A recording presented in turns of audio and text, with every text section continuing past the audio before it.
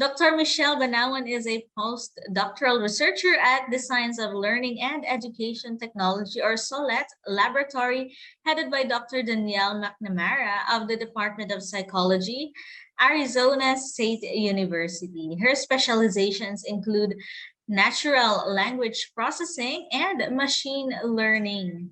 At present, her work is focused on the application of machine learning algorithms, computational linguistics, and natural language processing to various components of the SELECT lab projects within the context of reading comprehension and writing proficiency studies. She also handles data curation, data wrangling, and database management, which entails writing queries to address the different data requirements of projects. She also participates in the design of intelligent tutoring systems and educational games. Her specialization and skills include data and database management, design, analysis, and visualization. The data science and machine learning tools that she is proficient on include MySQL, Python, and R. She has also more than 10 years experience in information systems analysis and design, business requirements modeling, human-computer interaction, user-centered design, and systems documentation, and teaching and mentoring students at the undergraduate and graduate levels, taking up computing and information technology degrees. So we are privileged to have with us our resource speaker on data science, none other than Dr. Michelle P. Banawan. Good morning po, Doc Michelle. How to be you daw po, sabi ng ating participant. Hello, good morning, Miss Dana. Good morning, everybody. And yeah, just wait a few more years and you'll be me. You'll be 50 years old. Okay, so thank you, Doc Michelle. The screen is yours po. All right. So I'd like to congratulate all the participants for making it to day 4.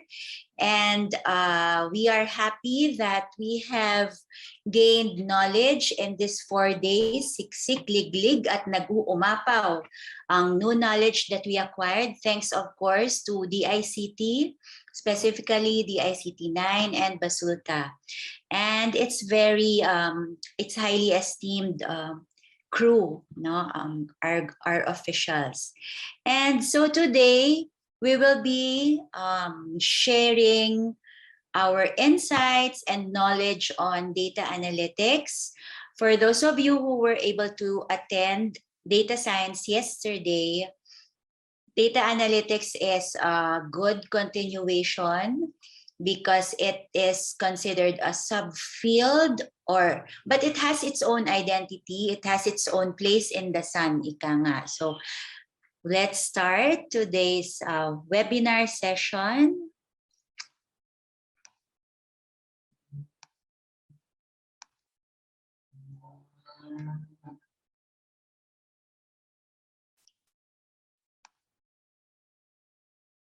So we'd like to have a closer look at data and understand the shape of data.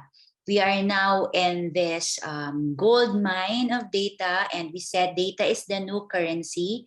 And today we will use a more specific lens than data science. We'll use data analytics. Data science might require heavy computational resources. Data analytics might have its share on its resource requirements, but they have their own distinct contributions to field, to knowledge discovery and generation. So for this 4th day of the webinar series, we will look at fundamentals in the morning. We have 2 slide decks for that.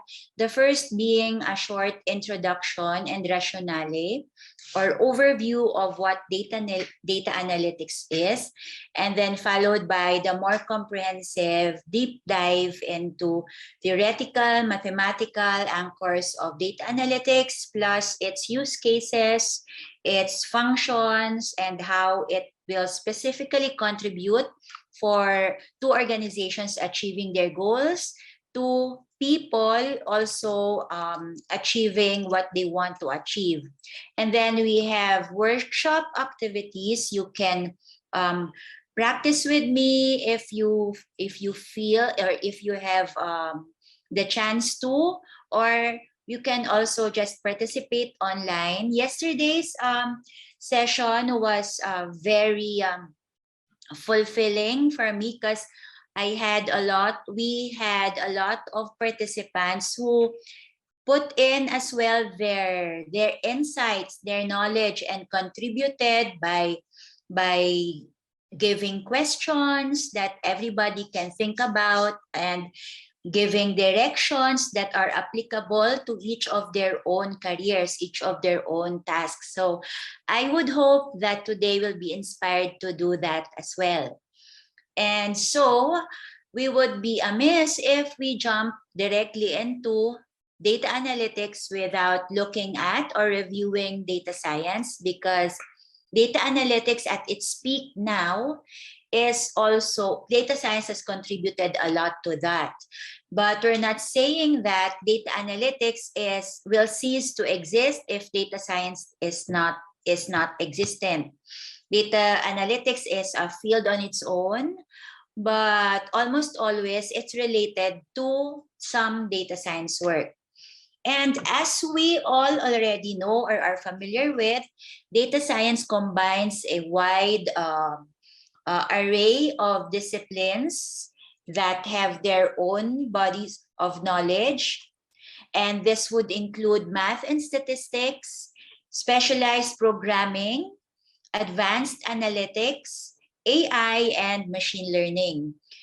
With, of course, the domain expertise, the specific subject matter expertise, with the goal of extracting insights in an organization's data. We said that data science will only be appreciated and will only give value if it will lead to surprising, unexpected, previously unimaginable insights and knowledge. So these insights can be used to guide decision-making and strategic planning across all institutions, regardless of the size of the institution, regardless if it's a corporate institution, government agency, a small and medium scale enterprise, even if it's for your own professional endeavors and pursuits.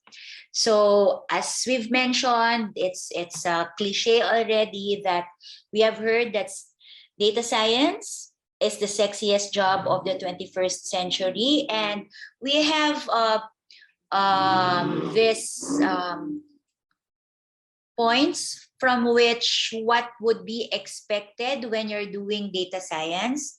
There's this, my colleagues and I, since we're doing data science work in a research lab here in Arizona, we would sometimes kid each other and say, we must have fallen into the wrong career, because they say it's the sexiest job in the 21st century, but we're far from being sexy. We thought the tools would be Python and R, and we were not going to the gym. I guess we are in the wrong careers, but that's just, so kidding aside, data science is really a very sought after skill across all institutions all over the world.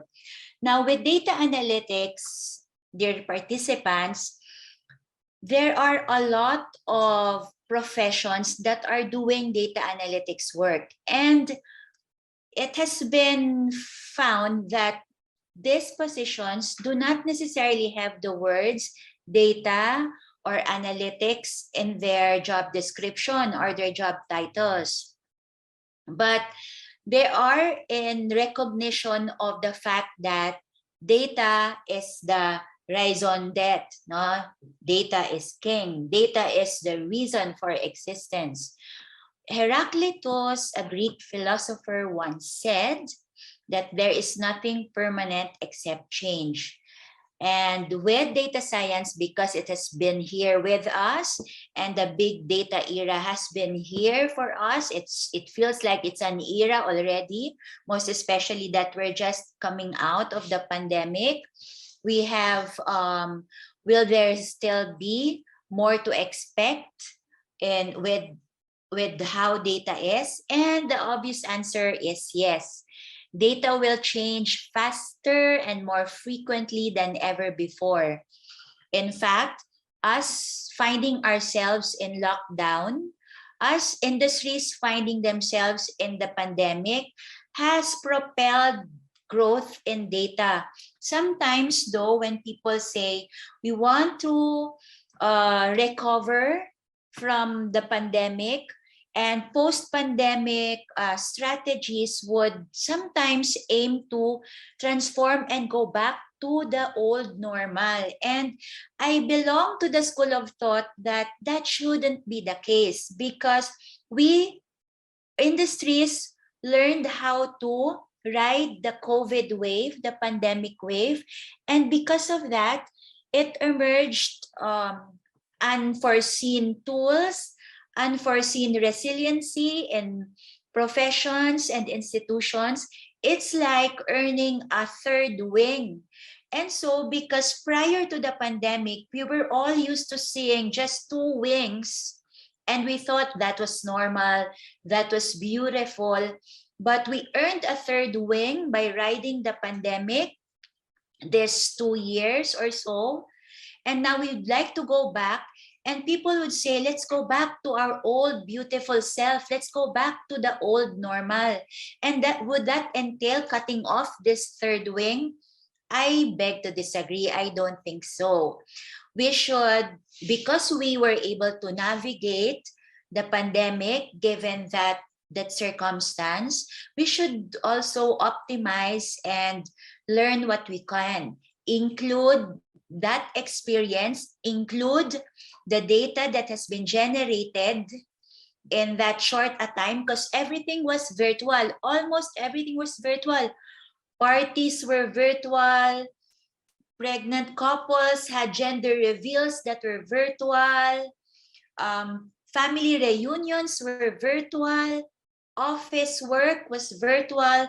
Some basic services in the government, almost all were virtual. So we have a lot to derive and use from this experience. So that will add to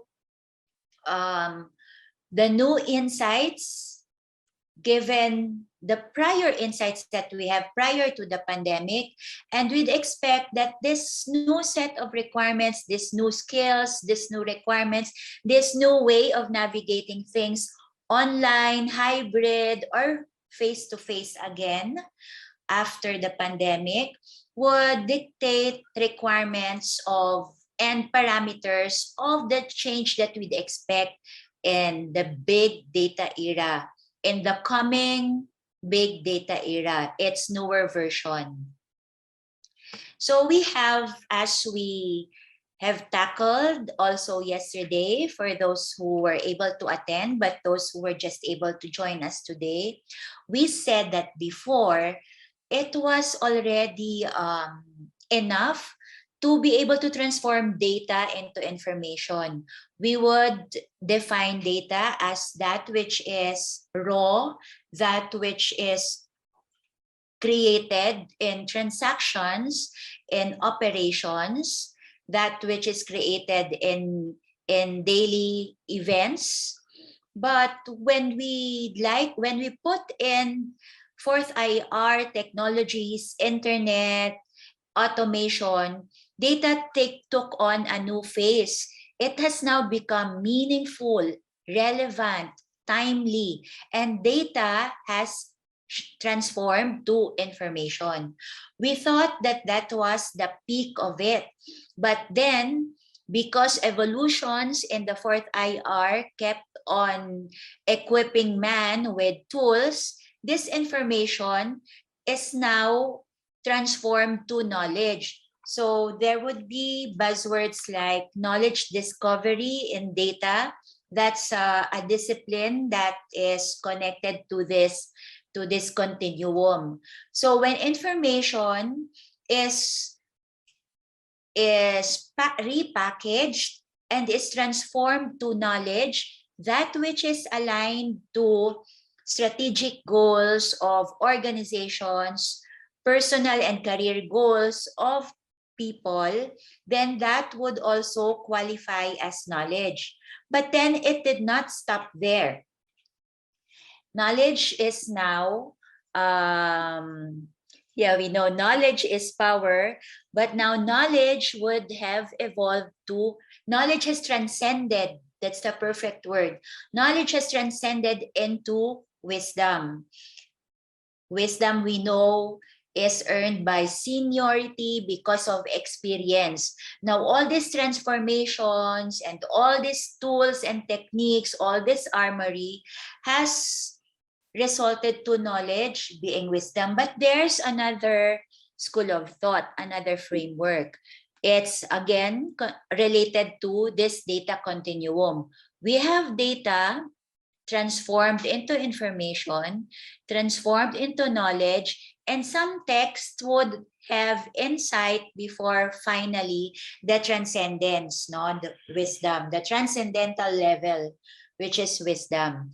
But whatever framework we'd like to adopt in our own personal goals, in our own institution's goals, it's essential that data seeks to contribute. And now it's not only just intelligence, it's expertise.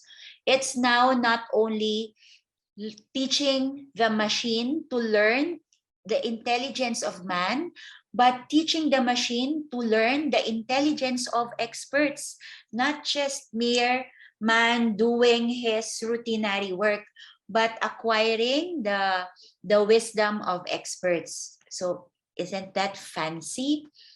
And what are data use cases in modern industries? These are just a few. There's a lot. So we have operations research, which would, an example in big data at work in operations would be finding the root cause of failures and defects in real-time operations. And then we also have financial advising. An example of that use case, a specific example would be calculating portfolio risks in short periods of time. And then we also have organizational behavior. How is big data applied in organizations? Big data would enable organizations to detect anomalies in behavior before critical points in time, like before disastrous effects are experienced by institutions because of big data. Data science, data analytics for that matter also is able to detect these anomalies from what's expected, from the ideal scenario. And you would not be surprised I would not be surprised if participants would immediately connote data analytics to business analytics because they are equivalent, and it's the specific domain expertise would be, of course, within the parameters of business. So business analytics, some texts also interchangeably use BI, business intelligence, with business analytics. It's a broad category of applications, technologies, and processes that entails gathering, storing, accessing, and of course, analyzing data with the end goal of helping business users make better decisions. And then things are getting more complex. It's not just creating expected decisions, not just looking for answers to questions that we know. Sometimes we also are surprised as to what other questions we can ask. So the complexity of information is increased with data analytics, business intelligence.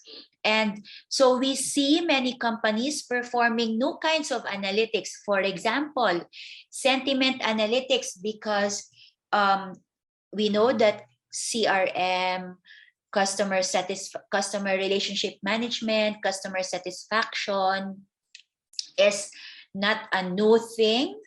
We have this very popular fast food, a Pinoy Proud. There was I think a decade ago, they have this user experience is delight. So they want their users to feel delight engaging with them. And sentiment analysis is a tool that is already very prevalent in industries nowadays. It allows them to better and more quickly understand and respond to what customers are saying about them and their products.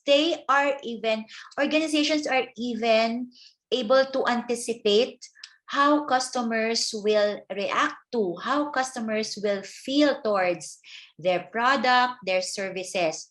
So aside from data science, data analytics, business intelligence, we have our modern ICT infrastructure to help this. No, we had, as one of the topics in this webinar series, we have cloud computing, we had blockchain. These are all important elements of this new experience, this new field, and how we thrive in data. So advanced analytics are now growing in popularity and importance. No? Sentiment analysis is also related to opinion mining. There's a tool in data science, which is unsupervised machine learning, that is association rule mining. One use case of that is also opinion mining. No? So that's those are use cases for analytics, but specific data science, data and data analytics. But specific to data analytics, industries, institutions are able to ask these sample questions. First, what do customers want? Another, what products are fast moving? Which products should I keep on my inventory? How much inventory should I keep of these products? What are the feedback of customers related to their transactions? So how did we perform? How to shorten manufacturing pipelines, how to improve product or service quality applicable to every sector, applicable to governance, applicable to commerce, applicable to the academe. And what are opportunities that data analytics has provided to institutions? First, data analytics allows industries to establish their competitive advantage. It supports process automation for more optimal operations. Data analytics also allows business reengineering, transforming business, optimizing business processes, sometimes giving birth to what is unimagined na kaya palang gawin ng business. Maka-venture out pala ang business or ang institution even with some findings or insights on data analytics. So what are the types of data? To be more simplistic and to be more all-encompassing, we will look at two categories of data. One is qualitative, and an example would be texts. And then another is quantitative. I'm sorry about the typo. And this quantitative would be like discrete values, continuous values, and some other representations of quantitative data, which we will experience today for during the discussion and even during our practice sessions. Then we can also qualify data as structured or unstructured. And these are the characteristics. So people almost always, or organizations are almost always looking at just structured data. So those that are easy to summarize, to tally what we see in tables, in reports. We report using visualization artifacts like bar plots, pie charts, line graphs. But some organizations, some institutions also look at unstructured data. And this might be taking longer to analyze, but this type of data is more rich, and we are able to derive unexpected insights and increase knowledge discovery with unstructured data. So for organizations, for those who are heads of departments, units, own their own companies, have their own businesses, don't be wary, embrace unstructured data. No, you'll be surprised at what knowledge you'll discover with both structured and unstructured data. So we have another insight in the Q&A, and it says, we are doing data analysis when we do research and thesis in college. Yes, that's very accurate. It's nice to see familiar participants, those who joined me yesterday, also here today. So yes, ma'am, when we work on our thesis, when we do research, that's basically data analysis, because we're trying to derive insights. We're approaching data in a systematic method to derive insights, to answer questions, to prove or disprove initial assumptions, hypothesis, if you may. So yeah, that's accurate. So students in the audience, be aware that you are doing data analytics. You can even highlight that in your portfolios, which tasks specifically you did data analytics on. So where does big data come from? Yesterday, for those who attended, we said that we are all culprits. That's why we find ourselves now being engulfed with all this big data, because we find data from the enterprise. We are parts of the enterprise. So we are part of that data. We generate emails. We respond to emails. We even have this, some people would always even do a reply all when there's an announcement that would be FYI to a thread, and then like there are 50 people in that email thread. And then somebody would just like to say, this is acknowledged, I received this. So imagine all 50 or all 150 people in the thread acknowledging that email, unless that's a prerequisite or a requirement of the originator of the email. That's more data, and we are culprits in generating this much data and saturating our actual physical storage, our cloud storage, the virtual world with data. And then we also have, of course, social media. There are some of us who, for every detail in our lives, we journal online. So when I go to Taguig, when I go to Quiapo, when I go to Davao, when I go to Zamboanga, when I go to Basilan, I put that on my map. I tag myself online. So imagine if billions of people do that. So we are all contributors to this big data phenomenon. And big data is not a bad thing. In fact, it's even, as we said, our new currency. When big data just came in the picture, they always referred to, you would always hear big data as the new oil. And that has gotten a lot of traction.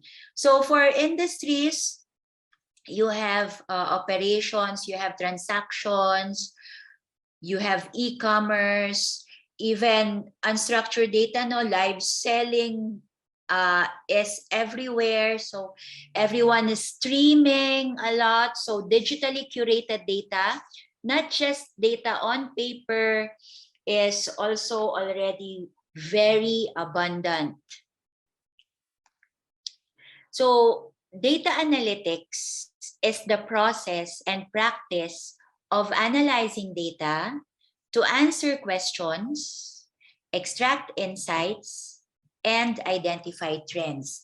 Now, there might be some other purpose for you, for your institution, but as long as you're gathering data, collecting data, and then transforming it or analyzing it, if you do all these components, you're doing some form of data analytics. So I would reiterate that observation that not all careers, even as they do some level of data analytics, have the word data in their job descriptions and their job titles, have the words data analytics in their job descriptions, no? So part din ito ng data structures and algorithms na subject. Yes, data structures and algorithms would be an essential foundation for our student participants today. So data structures and algorithms are an essential foundation for us to be able to use the proper lens in the data. If we know that what we are looking at, say for example, is a vector, what its data type is, this would aid us in the decisions to ask the proper questions, no? So as we will see later. So we also have a new insight. Has people heard of the job description lead generation specialist? Thanks for this, Ma'am Ha. It's now one of the most in-demand job. So that's something to look at and consider, everybody. And you can do data analytics to take on this new role, no? It's a sexy role. So we're putting that out there for everyone. That's one of our options. So what are the major types of data analytics? Texts would agree on these 4 major types, and they would be always in sequence. So first is descriptive analytics. We will look at data to examine and understand and describe something that has already happened. So the question to ask here is, what happened? And that's important. We need to be able to pinpoint the phenomenon of interest first before doing prediction or diagnosis. Alangan namang mag-predict tayo na this person will belong to this behavior, but I don't know what this behavior is. So that's like predicting something that and doing predictive analytics without doing any descriptive analytics. Another example, like say, this object will fall in the category of this group of objects, but I don't know what this group of objects are. So that's that's not really insightful. That's why we need to understand what this group of objects first before we go to the higher levels of data analytics. So the first and most important, the first, I guess they're all equally important, but I guess the first is a prerequisite before other types of analytics. It would be knowing what happened, and that is descriptive analytics. Second, we have diagnostic analytics. This goes deeper than descriptive analytics, and this time we seek to understand the why behind an occurrence. We seek to understand the why behind our phenomenon of interest. So the question to ask here is, why did it happen? Next, at the next tier, the next higher tier is predictive analytics. And this will rely on, of course, historical data, past trends, and assumptions to answer questions about what will happen in the future. So we ask the question, what will happen in predictive analytics? And finally, we go to the highest tier, which is prescriptive analytics, which aims to identify specific actions that an individual or organization should take to reach future target or goals. And the question to ask is, how can we make it happen? For those whose specialization or expertise would be in, got this term, but it's like doing strategic, it's strategic management. Diba, we start off from where we are now and where we want to be and do some gap analysis. We can we can align this different tiers of data analytics to that framework, where we need to establish where we are now first, and before we can address what we need to do to reach where we want to be, right? Not really a one-to-one alignment, but there's some overlaps and some similarities. So, something's wrong with my screen. Wait, there. Let me go back. So fundamentals of data analytics, there would be 3 phases. The first is data exploration, and then there would be visualization, or data viz, as practitioners call it. And then there would be a subfield of feature engineering, which would be essential to do machine learning, to do data science, to push data analytics further and do other data science work. So this would be, we can either just do data exploration or just focus on data viz or do feature engineering. But it's essential that we establish descriptive analytics first. No? So what is data exploration? So it is an approach similar to initial data analysis. Actually, it is the initial data analysis. And exploration comes before any statistical analysis and machine learning model. So we can look at descriptive analytics as part of this data exploration.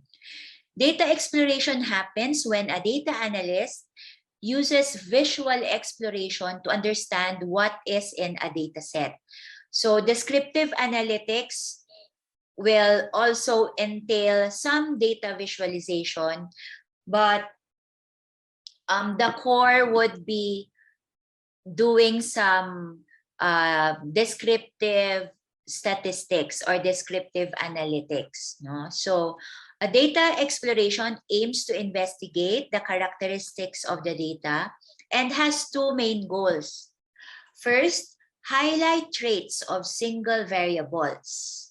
Second, uncover patterns and relationships between variables. Hence, let me go back again to a term that would be unavoidable if we're doing data science. We said that before we do multivariate statistics, which is the data science stuff, we should do univariate statistics. And that is actually what it means when we'd like to highlight traits of single variable. So we'd like how these single attributes behave. An example of a single variable would be age.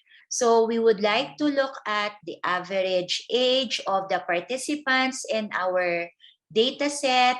We would like to know the minimum, the youngest. You would like to know the age, which is the mode, which is the most number of occurrence, the highest frequency in the data that we have. So we'd see that my data set would be a majority of my colleagues or my employees are in their 20s, are 25-year-olds. So that would give me some insights and would guide some of my decisions. After looking at our variates individually, we will also look at patterns and relationships between the variables. But before we look at the patterns and relationships across all variables, so we have 5, before we do our investigation on the relationship that exists among and between these 5 variables, we look at bivariate analysis first. So we do pairwise analysis.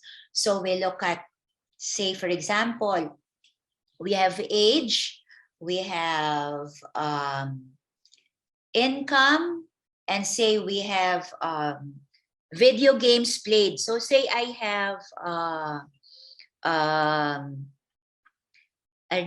have some research or some questions where two of the variables would be age and video games played. After I do my univariate analysis, and for age, I know what the average age is. I know what the most common age is among my participants.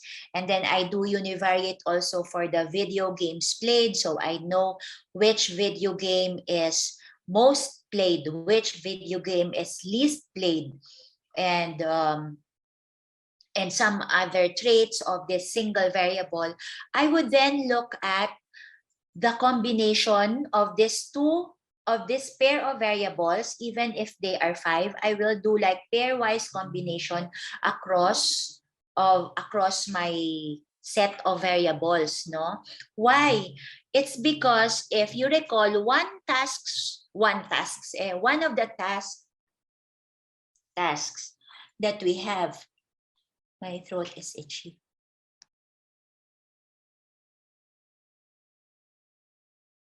One of the tasks that we may do as a next level would be to predict some desired variable, some target variable. Now, if age and video games played would be 2 factors that I'd consider as candidate predictors, and then I would then see and find out na highly correlated pala sila. Like the choice of the video game preference is actually determined by the age. Because say, for example, younger participants or younger instances in my data set would say play Minecraft, and then those that are not so young would play say Valorant or Genshin, and say those that are really not very young anymore would be playing Candy Crush. And so I would see that the video games played is there's a high correlation between the two. And so if I'm measuring an effect of each individual factor, candidate predictor on some Y, on some construct, yung effect ni age and video games played might already be conflated and might be representing the same thing. And I'm giving both to giving weights to both when actually they're one and the same. So that's just one use case why we need to uncover patterns and relationships bivariately in a pairwise fashion before we go and do a multivariate attack. No, so that's what data exploration is and more. Okay, so we can even answer already questions even at this data exploration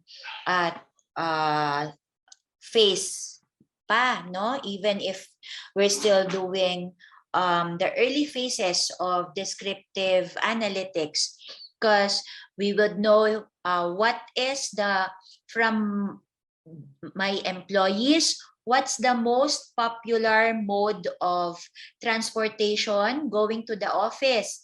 Do they commute via bus? Do they commute via public transport? Do they drive or do they walk? So I don't know, for whatever research that specific organization does.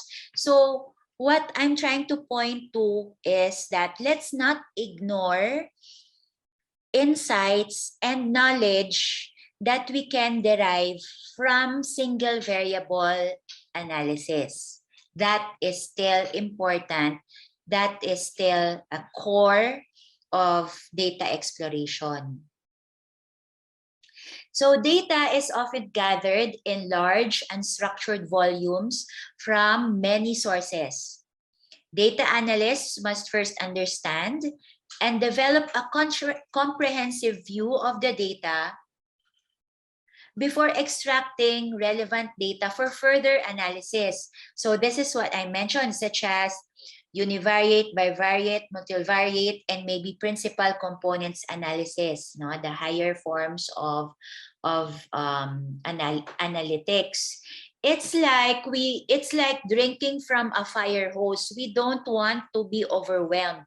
We want to analyze data and get insight a chunk at a time to be able to digest it and make sure that we really reap insights in a fine-grained level, no, not at the most complex level of models already. So that's what we should. That's an analogy that we should consider. What should we use to? What's the best to use data exploration or visualization? Data exploration. Pinagsama ko si data exploration and visualization. Now I have a new term, data exploration. So data exploration and data visualization, I strongly feel are essentials, are prerequisites to all types of data analytics. So it's a first necessary step. And we'll go into the details of data exploration when we go to the fundamentals part, to the second slide deck. We're now just at the higher level descriptions. So we said the second subfield in data analytics, aside from data exploration, is data visualization. So we see here some modern data viz. We don't see the classics, but the classics are still very relevant. I do not want to erase them in the history of data viz because they still are, depending on the context, depending on how they're presented, they are still relevant. So when we do our data visualization later in the webinar, later this morning, and then maybe earlier in the afternoon, I will give you some tips on how to check if the data visualizations that you are doing at work follow some general guidelines or protocols of good practice. Now we can see if we are creating this that achieves the job, no, that does the work as it's supposed to. So that's something that we will be looking forward to. So data visualization and data exploration, it leverages, it uses visual cues such as shapes, dimensions, colors, lines, points, and angles. We do not use this on a whim, no, such that they are, I just want it to be colorful. I just want this because it's my favorite color. I just want this shape because I want something that's different. So we should leverage the visual cues in data visualization. So good data viz artifacts leverage this visual cues and make them functional. They are used, decisions about them serve a purpose and reflect the data. Analysts can effectively visualize and define the metadata by using these visual cues, and then can also perform data cleansing if we communicate the data properly by using accurate and correct data visualization. So performing the initial step of data exploration enables data analysts to better understand and visually identify anomalies like outliers and relationships that might otherwise go undetected. Like if we do not, for example, we do not present a viz artifact, we do not present a data visualization, if we just present, oo nga, accurate ang figures, and we have this 3-page table of accurate figures that I double check and everything is correct, 100% accuracy. But then because it's a lot, if you would have done data visualization, those items in that report that should have been noticed, anomalous behavior of items in that report would have been noticed if you presented it as a viz artifact instead of just giving processed data. So that's a plus point in using data visualization. And some notes, data visualization, our visuals are more effective than texts. That's a given. Charts, graphs, and photos convey information more quickly than a large spreadsheet or a densely written report. That's what I have just mentioned. And then visual metaphors are a universal language. So use visual metaphors. There's just as a side note, there's a book, a strategic management book. It's Sun Tzu's Art of War. And it has been released such that there's visualizations were used in the new release repackaging of the book. So you would see like Venn diagrams and then line charts. We will try to look at the visualized, the viz of Sun Tzu's Art of War, or you can look it up in Google Books yourselves, and it's pretty interesting. I'd recommend this this book, no, The Art of War. It's not really about being about war. It's facing the devils, facing devils na ano ha na metaphors lang. It's really strategizing, no, and it's a good read. It's a one can look at it as a self-help book also, and yeah, it's a good read. So let's proceed. Data people of any spoken or written language can communicate with visual metaphors. So if you're an organization with many collaborators across the globe, these artifacts, visual metaphors can be your tool of choice, can be your go-to tool. Visualized data also increases knowledge. It helps generate knowledge.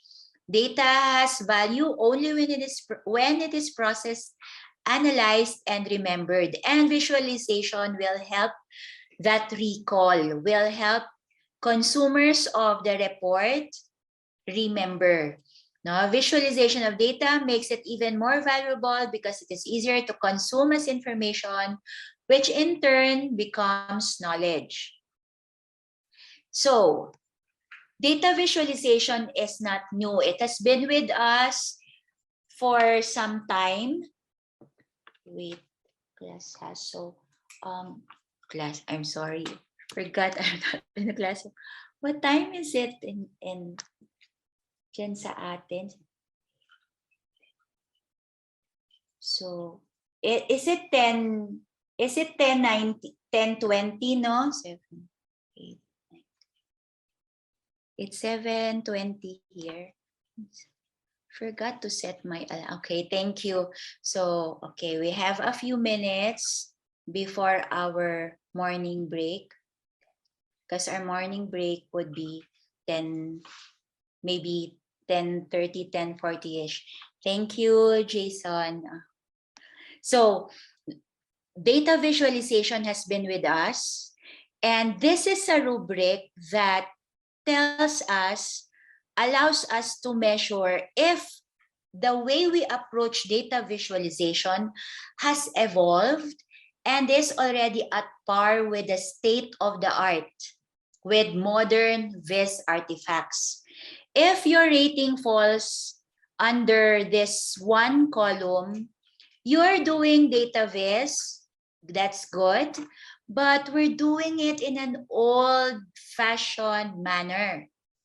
So we must elevate it such that we are able to at least do it at some points in the levels 2 and 3. 2 would be more current than 1. 1 is not desirable. 2 is acceptable, but 3 is ideal. So we have parameters where we could check if our data visualization is at par or achieves, or does it optimize, does it make optimal use of tools that we already have now? Are we attuned with data science and modern data analytics approaches and methods? So let's see. If the level of interactivity would be 0, meaning you have a pie chart, you print it out, or you get a screenshot, save it as picture, put it in your slide deck and presentations, that's static. There's no interactivity at all. You should at least make it explorable. Allow some users to put in some filters like a weekly version of that pie chart or that line graph. So that's explorable. You're able to explore data or maybe some categories, some level of aggregation. Maybe what about average? What about maximum values? What about in dollars or in pesos or in Singaporean dollars na equivalent of the report? No, so that level of interactivity. But if you're able to do some customizable, not customize it at your end, allow your users to customize it according to their needs. So I'll be able to customize it. I don't like this color scheme, but I'd like to follow the gradient that the Viz designer did. So I'll use a different color scheme. I'm colorblind, so I want grayscale only. So change in visual cues, customizable in terms of data presented, in terms of summaries presented. So that's the level of interactivity that we are gunning for. But some text would say highly customizable, highly interactive data viz sometimes distract users. But to each his own. Let's just know that there's this higher tiers when it comes to interactivity. Now we go to data freshness. Data freshness would mean that we only have, say, last year's data or last month's data or even this morning's data. It might be fresh because it's recent, but it's a fixed point in time. And that's static when it comes to that data freshness measure. So allow some periodic updates, like every hour since this data was taken, what happened a week after, or some X hours after, or some X days after this data was, this snapshot of the data. But if you're able to do real time as transactions happen, like this is apparent in, like in Google Analytics, actual visits. Say, for example, during the height of COVID, I'll always visit a website to look at statistics on COVID cases, and it's near real time. So that's data freshness. Real time is king. It's difficult. It takes a toll on resources, on expenses, but that's something that's ideal. Then we have data quality. When we present something that's collected, just presenting the raw data in our data visualization because we're thinking, yan ang data na nakuha eh. Why do I need to take the blame for that? Do I need to clean it? That's the actual data from the ground. So that's it. You didn't do any aggregation, transformation. You didn't even clean it. There's like some data na nung ginamit pala or pag-enter pala ng data, nagkaroon ng power interruption, and so that's corrupted data. And so that specific employee had another data entry transaction because the initial one was corrupted. And yet, you included everything, all the raw data. That's poor data quality. Imagine our garbage in, garbage out, garbage viz. Right? So we have, if you do some cleansing and transformation, that's acceptable. That would already add values. But if you do some validation with automated testing, for example, you have some values that do not conform to the layout or the mask. Say for example, a date format, a date duration, say a date of the leave of absence of employees, of low performing employees, and you see one date there would have been a future date or a date where it's a holiday. So there should be some automated testing, some validation, and that's ideal. When it comes to clarity and aesthetics, you will have functional aesthetics, that which tells the data as is. That's how we used to present our data viz artifacts. But now, aside from being just functional, we want to be more illustrated. We want to have visuals that tell a story, a unique layout that captures the brand. So if you'd like to use color as a visual cue, use the color scheme of the organization. Say for example, a color scheme for department reports. So use the color scheme for that department, or a font that describes the department, a font face that describes the department. It wouldn't help. Aesthetics would make them beautiful, but would make them more understandable. It will give some ease in the interpretation.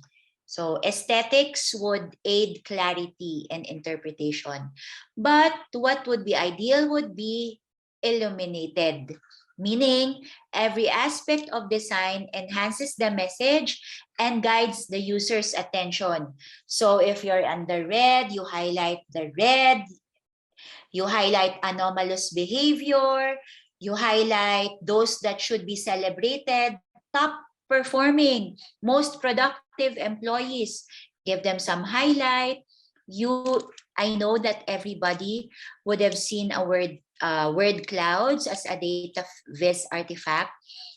That's an example of purposeful aesthetics, using a visual cue for a purpose.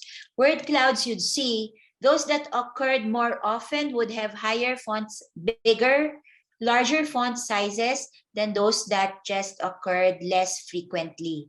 So that's a visual cue, which is size, serving a purpose, giving more aesthetics. Heat maps would also be another another visual artifact, viz artifact that uses aesthetics for clarity, but coming up with an illuminated viz artifact. Then we have usability. You will need to tell your user how to read. You'd have to say, the legend is in page 3. The meaning of those acronyms are in Appendix B. So you need to train your users to navigate, interpret. Sometimes it's cluttered, sometimes it's complicated. That's level 1. That's old school. Nobody does that anymore. Intuitive would be interface is easy to navigate. So users can interpret it on their own because it's intuitive. Using it is intuitive. I don't need somebody, the creator of the database, to explain to me how to read it. But what would be ideal would be guided, minimal effort required from users. Meaning, I will read it, it's intuitive, I can read it, but it requires minimal effort for me to understand and to pick up on the message. There's this 10-second rule. People say, practitioners say that if it takes your reader, the reader of the viz artifact, more than 10 seconds to understand the message of your viz artifact, then you're not optimizing visual cues or not creating your viz artifact as efficiently as you can. So follow the 10-second rule. Test it on a colleague. Do you know what I'm saying? By looking at this artifact and time them if they're able to understand it in 10 seconds or less. Depth of analysis, no analysis, just pure presentation of raw data. Please don't do that. And then we have some basic statistics. That's already acceptable. That's even sometimes the preferred mode in because that's easier. It's faster to crunch out those database artifacts, those reports that are due yesterday. But if you're able to do some advanced stats, incorporate some machine learning, then that's ideal. Availability, I'll not go through this anymore, and performance. So these are the measures where we can gauge if our data viz approaches and the data viz artifacts that we produce at work are already comparable to the state of the art.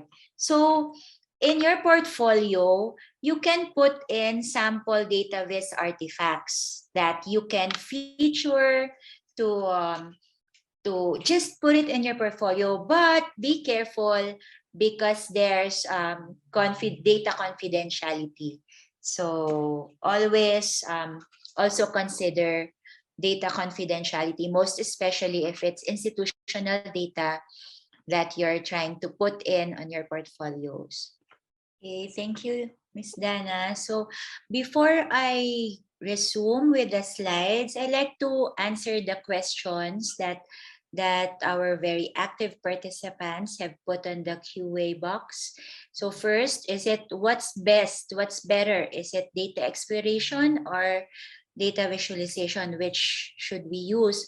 So I feel that if we can use both, then we should, unless there's something barring us from using data visualization after we do our data exploration, then we should, there's no sense trying to find a story or a message if we don't communicate and showcase that story. And there's no better artifact to communicate and showcase the story other than data, than creating the proper visualization artifacts. And then there's also a question on how do we use data analytics for tracer study? Is it in the feedback form? How can it be applied?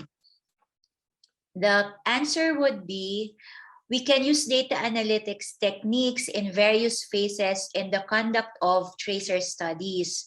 For example, and the most obvious would be, we will use data analytics in the analysis of the results of the tracer study data. That's where it would be, that's where the obvious use would be. And we use data exploration techniques to come up, to summarize this data, to look at individual factors that we intended to capture and get general insights from these individual factors and the combination of the factors. After we summarize, after we explore the data, we aggregate, and then we get messages that the data is telling us.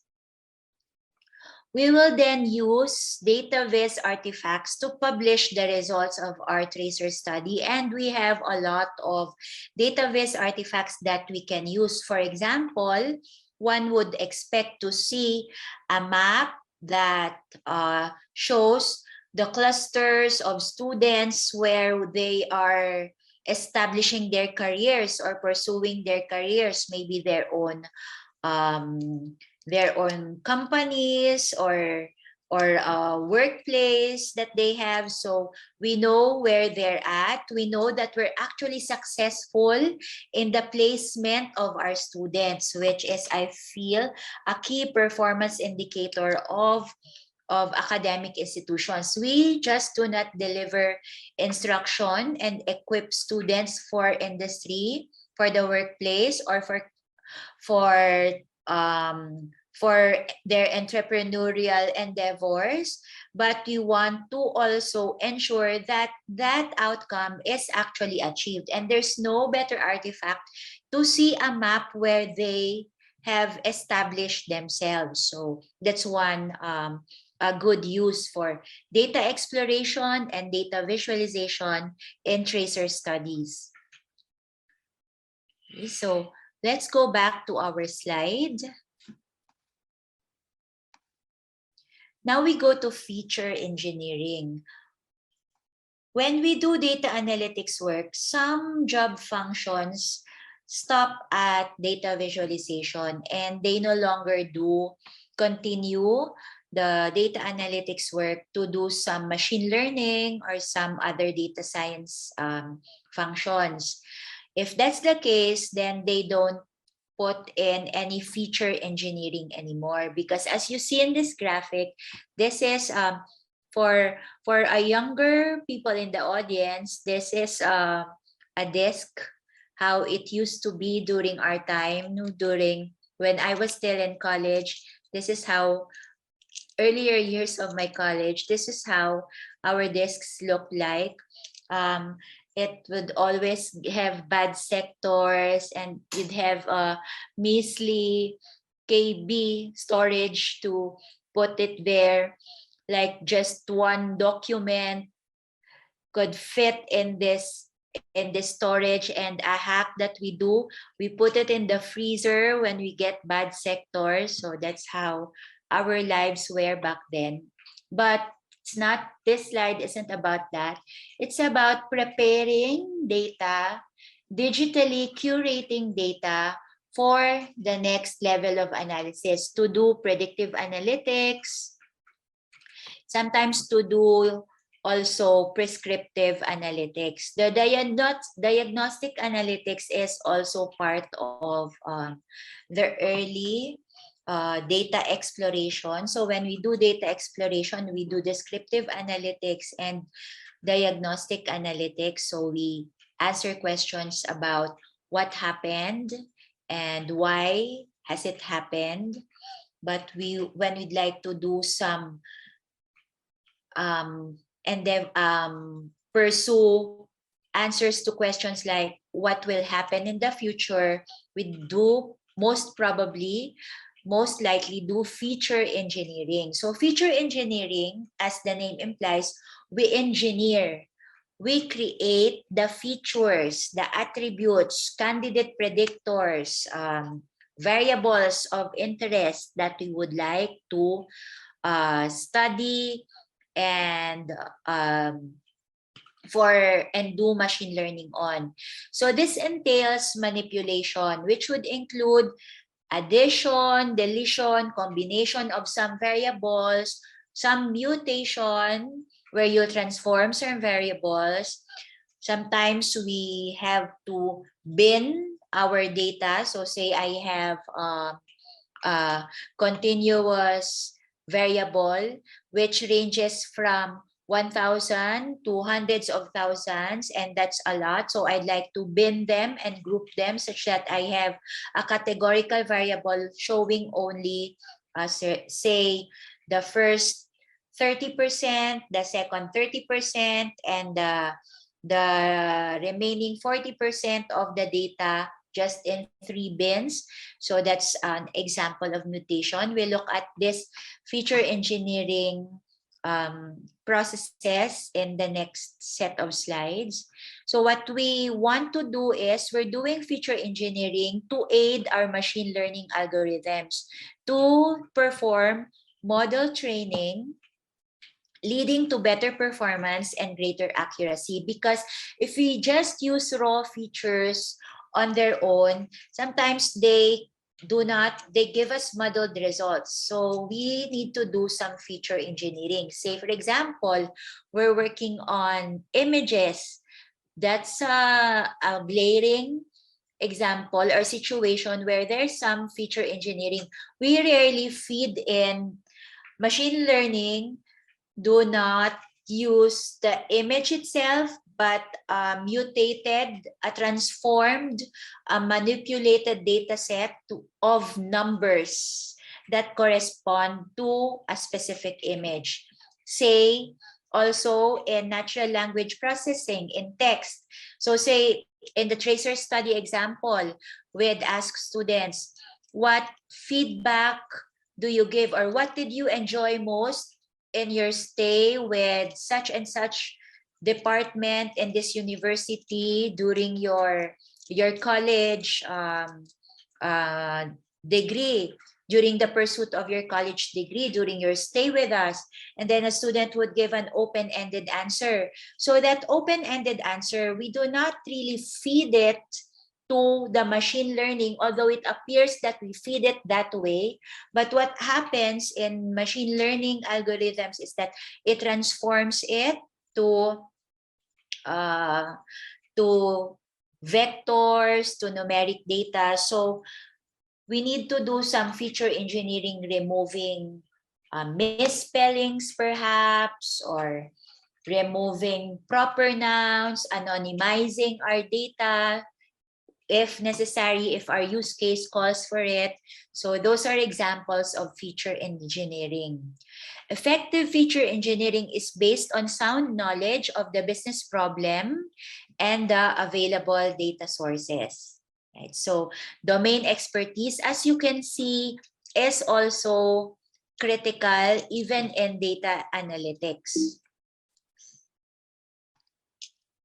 So that's the end of our rationale for this webinar topic today. And now we're ready to dive into the fundamentals of, we're ready to take a look at the breadth and depth of data analytics. You should be seeing now the slide, the second set of slides, which would be the fundamentals of data. This is our second session. This slide depicts data as it's not so intimidating. Big data is not something that we should be scared of. Aside from the fact that not all institutions really work with big data, but we'll get to that in the later portion of the webinar. In data analytics, you must learn the art of storytelling. And for this presentation, I'd like to change, for linguistics practitioners in the audience, forgive if this nuance violates rules of language. So I want to stress that data analytics should be story showing more than storytelling. Going back to my 10-second rule, there shouldn't be any steep learning curves when interpreting data. So instead of telling your story, show your story. And this presentation would have these parts. Take a look at big data, what data pre-processing is, and then look at your stories, and finally, showcasing that story. So this is big data, and it seems overwhelming. It seems intimidating for many institutions and practitioners. We have data. We have the 3 V's of data. Then some practitioners added a 4th V. Now there's also a 5th V, but the more popular framework would be volume, velocity, variety, and veracity. Then there's also value. We said yesterday, for those who attended, that data is the new currency, and this just fits in. The 5th V, which is value, just fits into that example. To that description. So volume in this image is data at rest. Velocity is data in motion. Variety is data in many forms. Veracity would be there's data in doubt. And then value would be data into money. Let's look at volume first.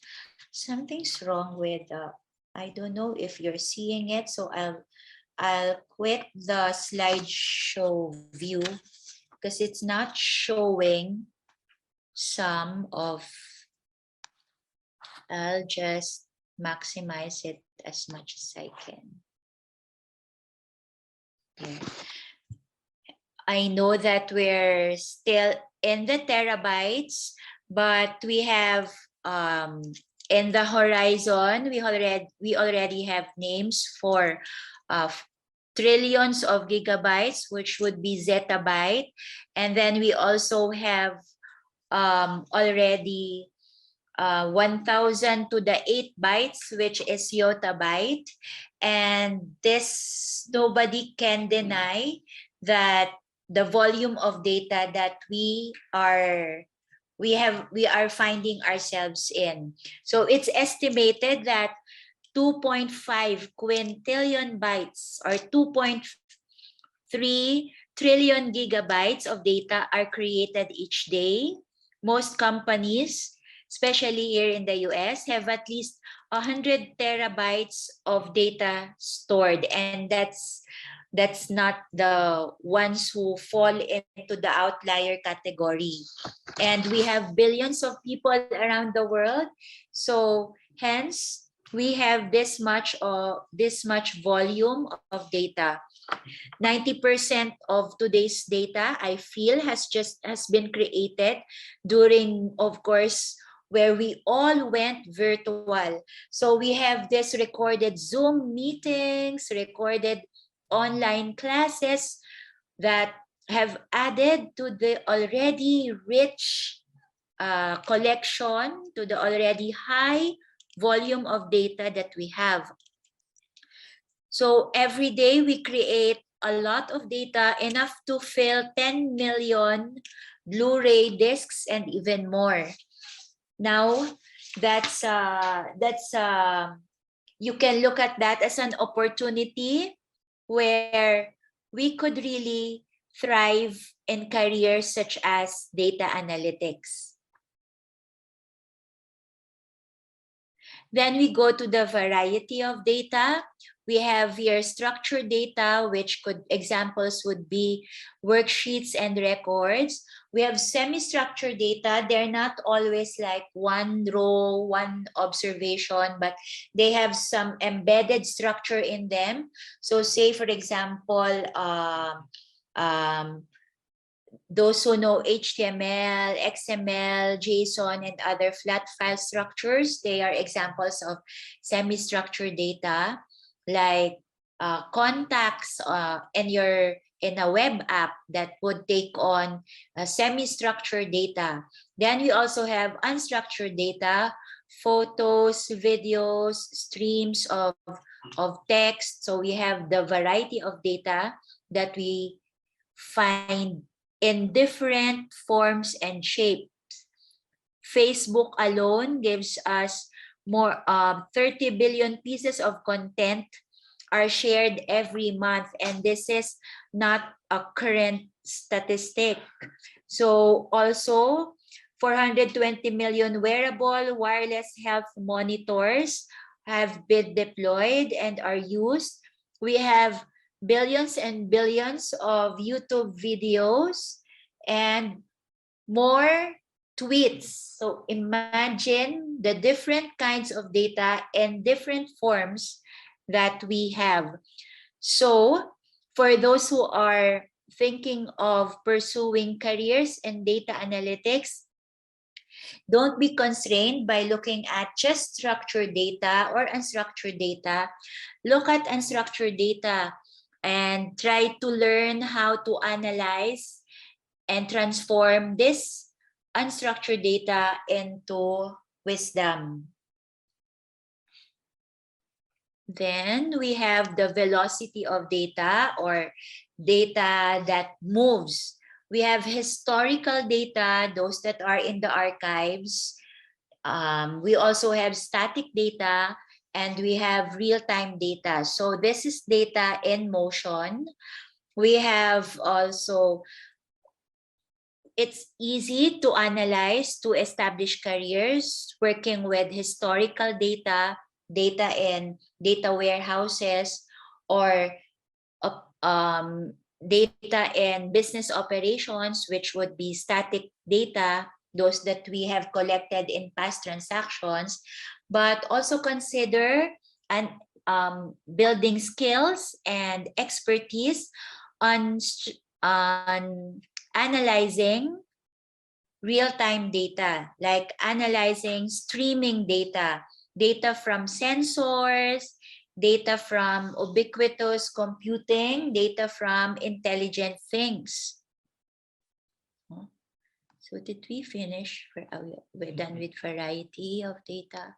And then the veracity of data, where data would be uncertain because of the different modalities where data is created. Some data might not be so truthful or accurate. Also, there's the fact that most business leaders, 1 in 3, not most, 1 in 3 business leaders don't trust the information they use to make decisions. They would rather trust their expertise, their gut feel. There's also, related to the veracity of data, would be scenarios or situations where there are poor data quality costs, and there would be unsure for data that is collected via surveys. Most participants would be, a big chunk of participants would be unsure of what they would answer, would not put in the effort to put in truthful or accurate data. So when we say veracity or trustworthiness of the data, we look at the origin of the data. If these are just bots or resources that are unreputable. We look at the authenticity of the data. We have a lot of fake news that's around. We look at completeness of the data. Are we looking at the big picture or just a snapshot of the data? And then we look at data integrity. So those are the areas where data analysts or data analytics practitioners should consider and build their expertise on how to analyze data that would be coming from reputable resources and those that would be coming from questionable resources, and how to transform that into something that's more trustworthy. That's also part of the careers or the expectations of industries for data analysts. So what are the challenges of data, most especially in machine learning? Almost always, we don't have enough data to train our models on. So we have insufficient quantity of training data. So say I'd like to predict passing rates of people for a certain licensure exam, and I don't have enough data, so that would result to models that cannot predict unseen instances as well as accurate as we would have wanted it to. Then there would also be non-representative data. So there's this acronym on studies and research. It's called the weird bias, because data sets almost always come from samples from westernized, industrialized, rich, developed countries. So it's non-representative of the other countries which do not fall in the weird category. No? So that would also hold true for localized contexts. No? So I hope that we are conscious of that as data analyst professionals or practitioners. There would also be poor quality data where you have noise or outliers. So we need to treat outliers and noise in our data.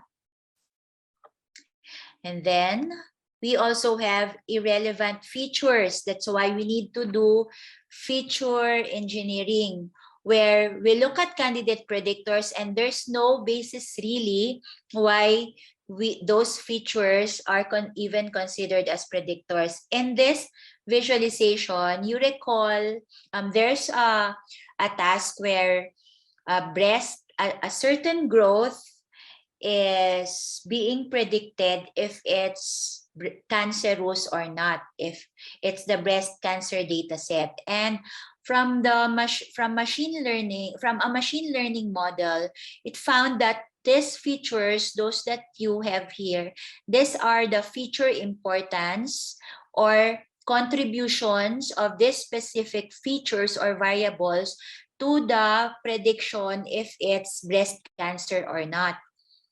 And so we have a number of irrelevant features which shouldn't have been considered in the first place. So that's just one example. And then, so that's why we do feature selection and feature engineering. So feature selection would be, you might be guided by some theories because you want to ask if these features contribute to a certain phenomena. So you immediately select features guided by expert decisions or by your domain expertise.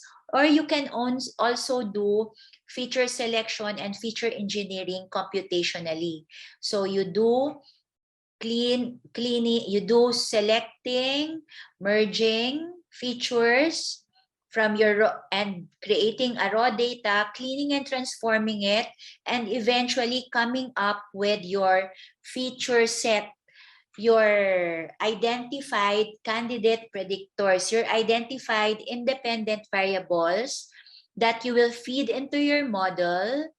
You'll feed into your modeling algorithm to derive and discover insights, right? So those are irrelevant features.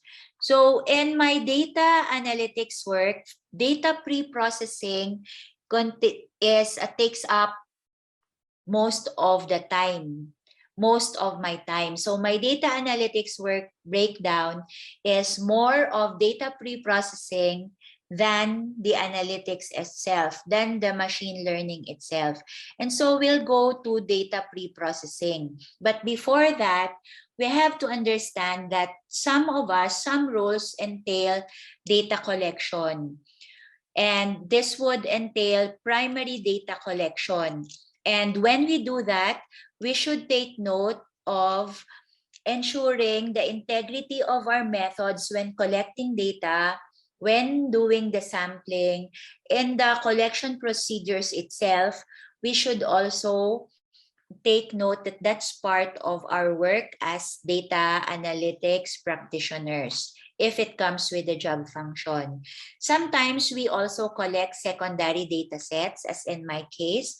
So I collect publicly available corpora or previously collected data sets by reputable sources, say a corpora of fake news, or I also collect previously collected Twitters or tweets during a specific and significant event, like during the elections in this country. I collected tweets for those and we analyzed those. So you would either collect primary data and secondary data, but ensure the integrity of the data when you collect this, when you take on the data gatherers or the data collectors hat. Then, what are the characteristics of your data that you should look for? Consistency, accuracy, quality, and trustworthiness. So this will also fall into that other V of data, the veracity of the data. No? So why do we need to do data pre-processing? It's because real-world data and databases are highly influenced by negative factors such as the presence of noise, missing values, inconsistent and superfluous data. We would ask, what is noise doing in a data that does not refer to any audio? What do we mean by noise in data? So this would be data that's first could be non-representative of the actual phenomenon that you are trying to model or investigate, or this would be garbage in the data. So say misspellings if you're working with actual texts, or say an incorrect date when when you have structured data and working with date and time stamps. So these are examples of noise. With missing values, we should also treat missing values, and then we'd see how we'd approach all these other negative factors or limitations in the data that we have collected. Let us always bear in mind that if we have low quality data, we will have low quality model performance. We will have incoherent stories. And so instead of generating knowledge, we would be generating garbage. These are the forms of data preparation or pre-processing. We clean the data, we normalize the data, we transform it into some shape and form. We treat missing values.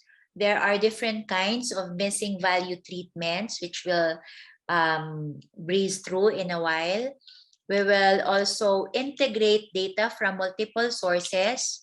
We will also identify noise in the data and deal with it accordingly. So data cleaning would include correcting bad data. So if you have misspellings, say January is spelled in another form, so that's that's an example of bad data. That's why when we create data collection instruments, make sure that we also take note that we would like to avoid instances where errors can happen. So ensure that we put in the correct form objects. If it's a date value, don't put in a text box. Use the calendar widget, and to avoid possible errors.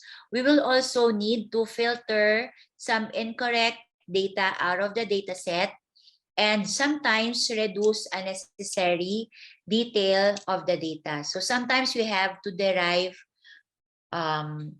if we have date of birth and we're really just concerned on the age as a factor, we just derive age from date of birth and use age instead of the date variable that we have. Then we transform data. So this entails consolidating so that analytics can be applied or maybe more efficient. So what we did yesterday in the gender, where we said 0 stands for male and 1 stands for female, we transform, or say you'd like to have a yes/no answer and you'd like to transform that, instead of it being a string, transform it into a logical variable. That would be data transformation for us. No? So numeric to nominal, nominal to numeric, that's an example of data transformation. Because if we did not do this, then we had a nominal data, and machine learning or analytics, our data analytics, we computed mean and average for nominal data. So say we have a Richter scale, and then we have 1, 2, 3, 4, and 5, 5 being the highest and 1 below, but we're not reporting it as a scale, but something else, say a string or something that's computed. So we do computations using this data, then we would have results that are not intuitive and would be difficult to interpret. Data integration would entail merging of data from multiple data sources. So say I have interviews, I also have questionnaires, and I like to merge some variables, then that's an example of data integration. Data normalization, we would express data in the same measurements, units, scale, or range. So say, for example, we're looking at age would be in the range, say 18 to 60, and then another variable would be income and it would be in the range of, say, 30,000 to 150,000. They are of different scales, so we need to normalize them so that they are, when we put them in the same space, when we graph them and create and do data science machine learning work on them, we our underlying math computations, like say distance calculations, would reveal truthful results, no? And then missing data imputation. Some would like to just remove missing data from their analysis. Say, for example, I am doing a survey, a tracer study, and I would ask, what is your entry-level salary? And then most of my students, most of the respondents did not put in value. So I would just like remove that. I would just remove that from my data set such that I would only retain and analyze those that have submitted information for that question, for that specific question. Sometimes I would impute or treat missing data and put in some values. Say, for example, I would put in just an average value or put in a constant value. Depending on your use case, depending on the purpose, you can do missing data imputation. Now, noise identification is also a data pre-processing technique where we identify random errors in measured variable. Another noise is also removing variables that have only a single value, a constant. So there's no variance, there's no variation in the value. That does not give us any insight at all when we're trying to look at data and try to do predictive analytics, right? So that's an example of noise identification. Then we have examples of feature selection, and feature selection will reduce your data set. For practitioners, for data science, and maybe you have read it and encountered it, there is what we call the curse of dimensionality. And when we say the curse of dimensionality, multidimensionality, so when we have a very highly dimensional data, our models are very complex such that it would be difficult to interpret. It would be even difficult to train them, no? It would be computationally expensive to train them. And so that's why we reduce the features and select only the features that contribute to the phenomenon of interest. So in that previous slide example, no, where there's that graph of feature importance in that breast cancer detection use case. We would also sometimes do instance selection, where we choose respondents that fit a specific criteria. So we do not use our entire data set. So that's an example. That is what instance selection is. I know it's a lot. There's a lot of buzzwords, but just bear with me. It's not expected that we understand all of these buzzwords, all of these techniques in one sitting.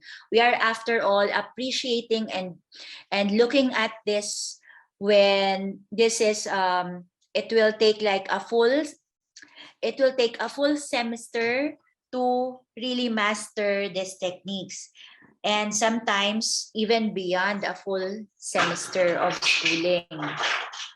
Sorry for my.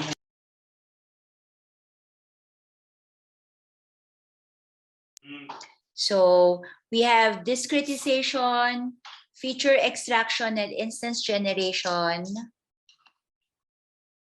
And so I'll skip the workshop activity. We'll do that later in the afternoon. So now we're going to data sampling. When we sample, the rule of thumb would be the bigger the size of your small n, the bigger the sample size is, the better, because our goal after all is to be able to derive insights from this subset of the population, from this sample, such that the findings that we will have would be generalizable and would be applicable to other instances belonging to the same population. That's why data sampling is a big deal in statistics, and we follow that rigor in data analytics. So when dealing with large volumes of data, we must extract a representative sample for analysis.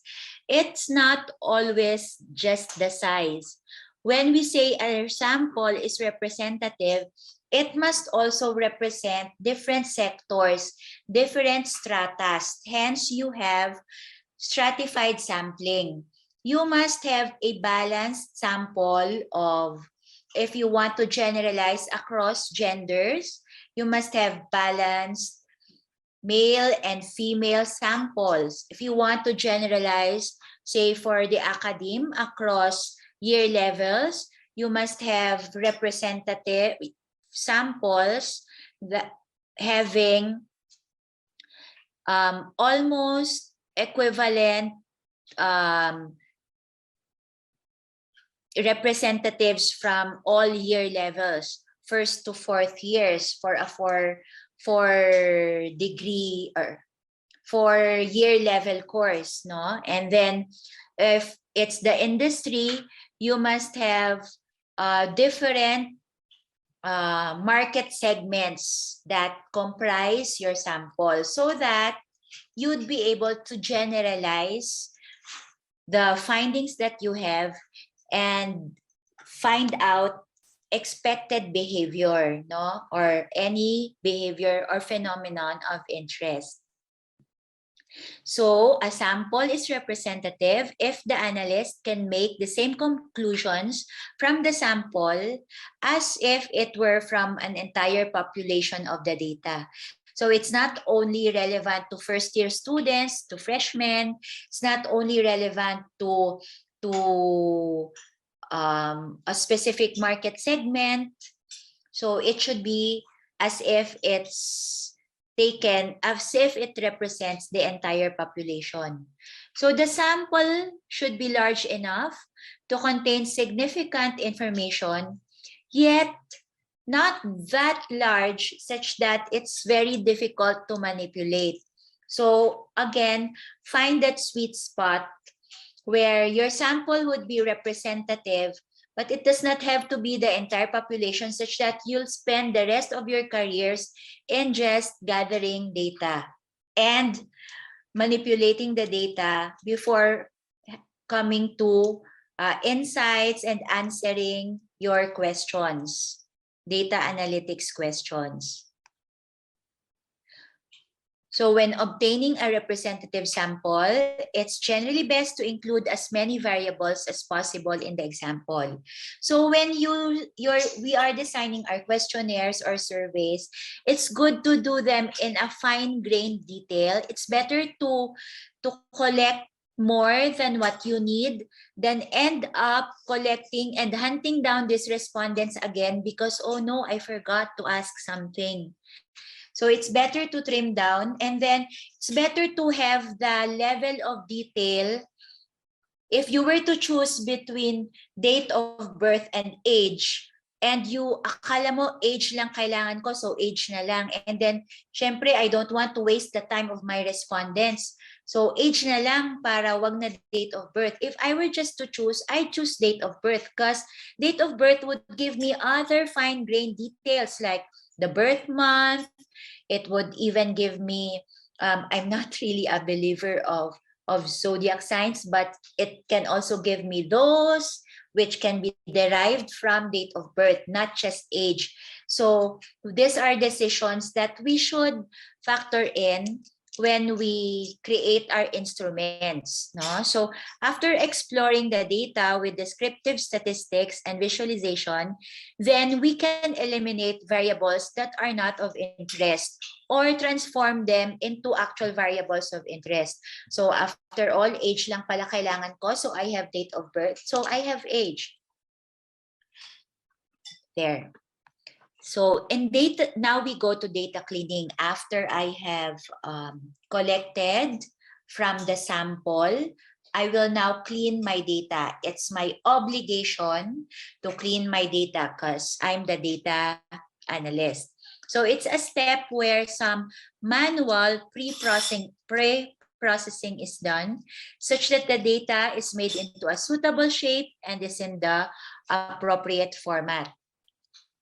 So sometimes we, in text pre-processing, we transform it into lowercase, so everything in lowercase, nothing in sentence case, nothing in uppercase, removing emojis so that we only have valid words, treating misspellings perhaps if we're not really investigating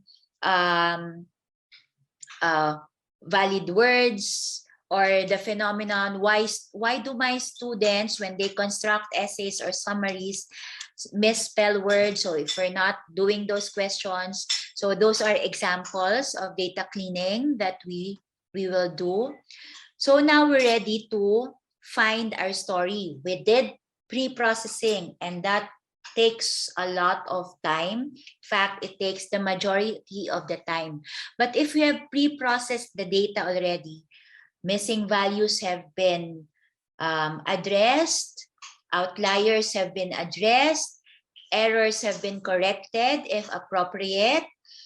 So we're now ready to find a story. Finally, we're now ready to go into analysis and show the story. So what is data storytelling? I cannot change this because data storytelling is from texts, from references. So data storytelling, in our case today, story showing, but there's no such word for being strict about it. It's the ability to effectively communicate insights from a data set using narratives and visualizations. So we're not really nullifying narratives. Narratives are still important, but we are just recognizing the power of visuals, the power of visualizations. Data storytelling can be used to put data insights into contexts for and inspire action from your audience. So you can put data already in the context of the reader and inspire action from the reader. What should the reader do? What action is appropriate given the story that we are showing, that we are telling? So this data set tells us that with the data, our narratives explain our data, and our visuals give some enlightenment on the data, enlighten the data. Narratives and visuals their interplay requires engaging both of them. And so this is the framework for our storytelling. So what are the key components in data storytelling? We have the first one, of course, data. It entails a thorough analysis of accurate, complete data. It will serve as the foundation for your data story. So analyzing data using, if you recall, descriptive, what happened, diagnostic, why it happened, predictive, what will happen, and prescriptive, how will I make things happen. It will enable us to, or our stakeholders, to understand the greater scheme of things, the full picture. And then we have the narrative. It's a verbal or written narrative, also called a storyline. So imagine in reporting sales, we have to have a storyline. In reporting employee productivity, we have to have a storyline.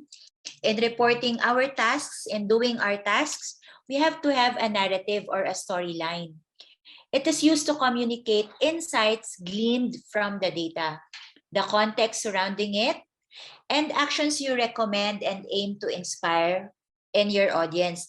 Because if your storytelling does not result to an action, then why would you even tell that story for? No, what's the purpose? And then our visuals or our visualizations. Visual representations of our data and narrative can be useful for communicating its story clearly and memorably. So as we know, this can be charts, graphs, diagrams, pictures, or videos. So data visualization goal is, this is us, our data creator. We have a message that has a narrative, and that narrative is also reflected in our Viz artifact. The Viz artifact does not only reflect the data, it reflects the storyline.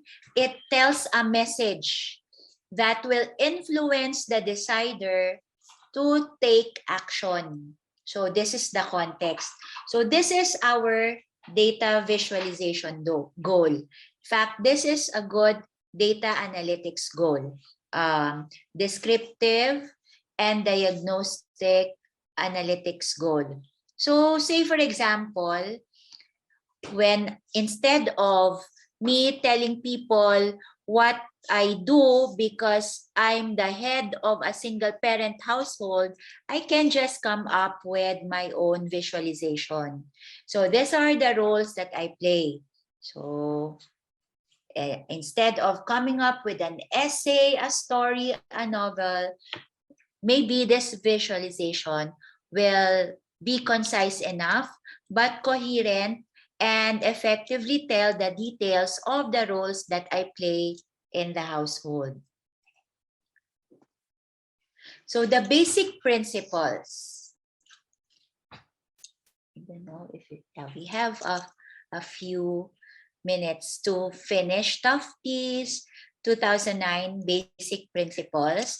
It's this is an anchor, a guiding principle for all data viz researchers and practitioners.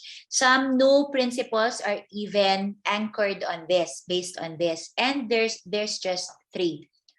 First, the chart should tell a story. Second, the chart should have graphical integrity. Third, the chart should minimize graphical complexity. But the fundamental principle of Tufte is, above all else, show the data. So, there. When we say that the chart should tell a story, it entails that it means that the graphics should be clear on their own. The depictions should enable meaningful comparison. The chart should yield insight beyond the text. So Tufte says if the statistics are boring, then you've got the wrong numbers. When a chart hits our eyes, visuals aren't read in a predictable linear way. It's not always, doesn't always have to be linear. Charts are spatial, spatial, no, from the visual outward. We see first what stands out. So our consumers, our readers, the recipients of our message will see what stands out. So we should take extra caution on what should stand out. No, what should stand out? Anomalies, red flags, of course, those that are related to key performance indicators, key success factors of your institutions. We see only a few visuals at once. So plot as few visual elements as possible. We seek meaning and make connection on whatever it is in that white space. So white space is a premium. Put in what is essential. We only have so much white space in our hands, no? So we rely on conventions and metaphors. So we embrace deeply ingrained conventions. Say, for example, color and numbers. When you use color in a financial statement, if it's red, don't use red for something that's positive. Because if it's red, like when you say we're on the red, it's a negative thing. It's a negative phenomenon. So, else did I forget? So second principle of Tufte, the chart should have graphical integrity. Basically, your chart should not mislead the reader. It should not lie. So Tufte introduced a lie factor. And the lie factor is computed as the size of effect shown in the graphic in the viz divided by the size of effect in the data. So the lie factor should be approximately equal to 1. If it's greater than 1, then you are exaggerating.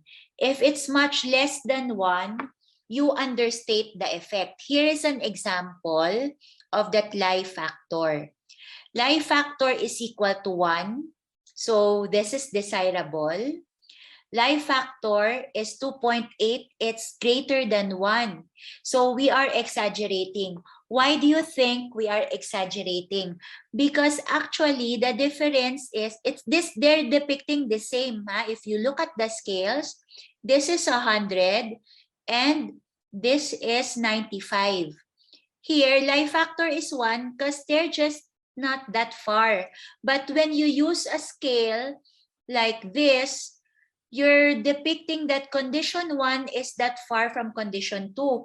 So if, say, I'm trying to report to my boss about sales on 2 consecutive months, and I do it here, my boss would have a nervous attack, a breakdown, no? Na, why did our sales plummet down when actually it's not that?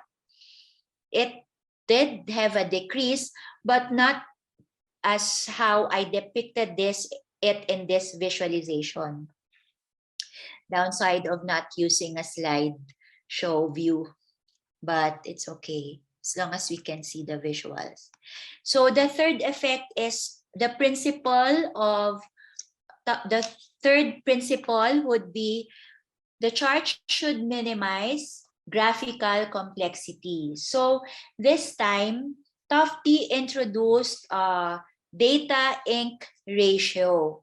So it's the amount of ink devoted to data in a chart.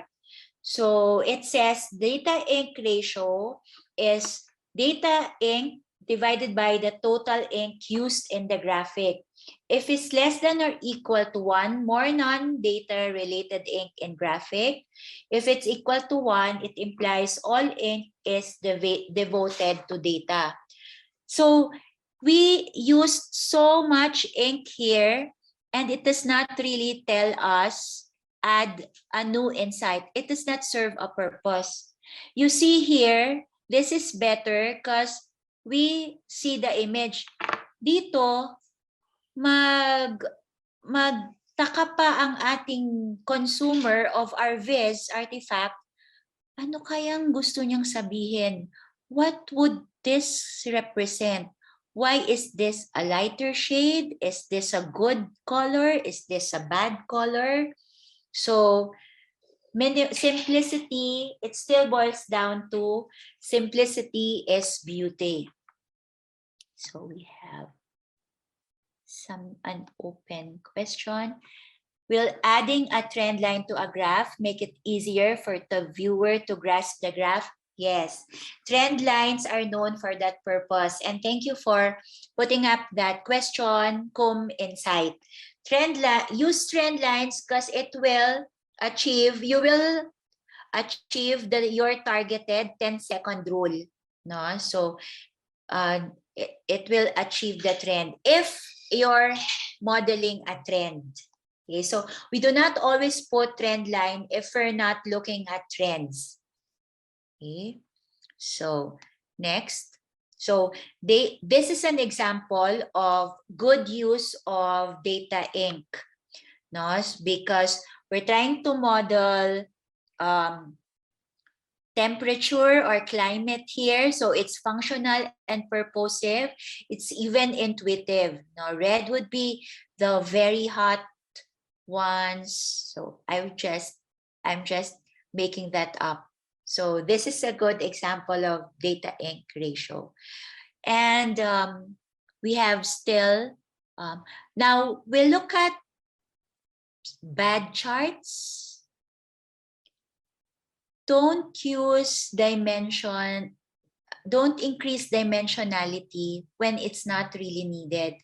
What additional value will using 3D give to this data? Does not, it's just confusing. No? So don't use aesthetics just for the sake of aesthetics, just because it's more complex. Simplicity is still key. So we have, this is our example of our bad chart. We have non-static organizational charts, which we can also still useful. Aside from it being organizational charts, you can use it for other use cases and purpose. Say, you'd like to communicate a certain group of people who will present or preside in a meeting, you can use your non-static organizational charts. So this slide tells us that explore other uses for classic visualizations. No, so we'll skip. So we have different visualization tools. We have encountered Tableau, and you can go to Tableau Public. You can Google that. It's a rich source of repository where you can get inspiration of, let's try and do that. Scared to share because you will see my life. That's why I'm scared to share my screen. What are we looking at? Tableau Public.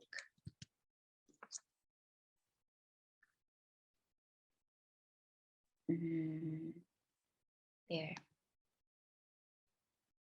So here you can get inspiration. They feature Viz of the day, and then they have projects that you can follow and use as template for your Viz and your dashboards. And there also, here you have a lot, and some that are used for business analytics. This is a public repository, and they have a very active group of contributors. This can help us as we try to find inspiration and elevate our visuals and not come up with bad charts or aesthetically complex charts but aren't really serving a purpose. And then we also have Power BI, which I will not show the clip. Maybe we'll show that in the afternoon when we resume. And then we have good old Microsoft Excel. And then we have Python and R. So we're done with the theories, concepts, guidelines, and data visualization. And I'm excited to do workshops, demos, and actual use cases of data analytics in our afternoon session. Let me first stop sharing my screen. And I'm opening the floor for questions. If you have questions. If we don't, we can also tackle your questions later in the afternoon. So I'm turning you over to Miss Dana.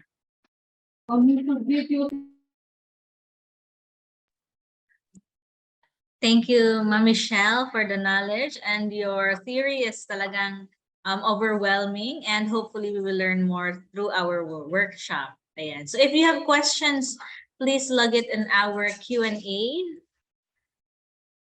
Okay, so kung wala, I think we have one. Is it okay to use 3D charts like video presentation? Yes, it's okay to use 3D charts when they communicate a message, but if we use them just to showcase them or for plain aesthetics, we might want to minimize a bit because it will maybe add to confusion in the interpretation of data. So thank you for the question, and thank you for the appreciation in the chat. I appreciate the appreciation again. What would you suggest is a good way to start for individuals who want to get into data analytics? What topics to learn? Most Possibly. probably, opo. So first would be go and review your statistics, because as you have seen, it's still also anchored on just basic statistics. So you need a strong foundation to do data analytics. And then also learn one programming language, learn Python. Learn it so much such that it's your expertise. And then after that, learn a second language. This will be more difficult to do, but it will be rewarding. Why is it more difficult to do? Because you will have to unlearn that. Like in my case, I'm using Python, and then I needed to use R because that's what researchers here in Arizona State are using. And so that would be difficult because I have to learn and unlearn. Sometimes I'm confused which syntax, which codes am I working on. So, but once you have learned two languages to work on your tasks, a third, a fourth, a fifth platform would be easy peasy. So that's just a few tips for those who'd like to seriously consider a data analytics career. Thank you po, Ma'am Michelle. I think that also answered our second question na kung kailangan po bang magaling ka sa programming if gusto mong mag-data analytics. In essence, yes, pero pwede ring hindi because you have SPSS, you have SAS, IBM SAS, which can do data analytics for you, which can do all the statistics and the quantitative analysis for you. And then you also have Tableau, you have Excel for visualizations that you may need. Although paggawa ng platform, yeah, you can do that in Tableau, you can do that in Power BI. So people can actually have a flourishing data analytics career without actual coding. Okay, so thank you very much, Doc Michelle. Ayan, marami na pong interested to be part of one of the sexiest careers nowadays, yung ating data analytics. Okay, so wag na po nating patagalin. Ma'am Michelle, I'm giving you the screen for our afternoon session. All right, thank you, Miss Dana. So I will share my screen now, and for this afternoon, wait, I share the entire desktop. For this afternoon, we'll have the sequence of the order of activities would be, we'd have to go into Python. I'll try to not go into a very detailed level, just some appreciation, maybe some, just so you'd know the extent of analysis you'll do with coding. And then also a bit of introduction to R, because I would like you to also consider R as a second programming language, a second platform to launch your data analytics and data science careers. And then I'd like to feature some visualization artifacts that can serve as inspiration when we do analytics for our own institutions. So these specific artifacts are maybe maintained by a specific vendor, but we can always replicate it to whatever our tool will be. So let me try and go on slide show view. Right, so we're on the last stretch. This is our fourth day, second day for me, and we're almost there.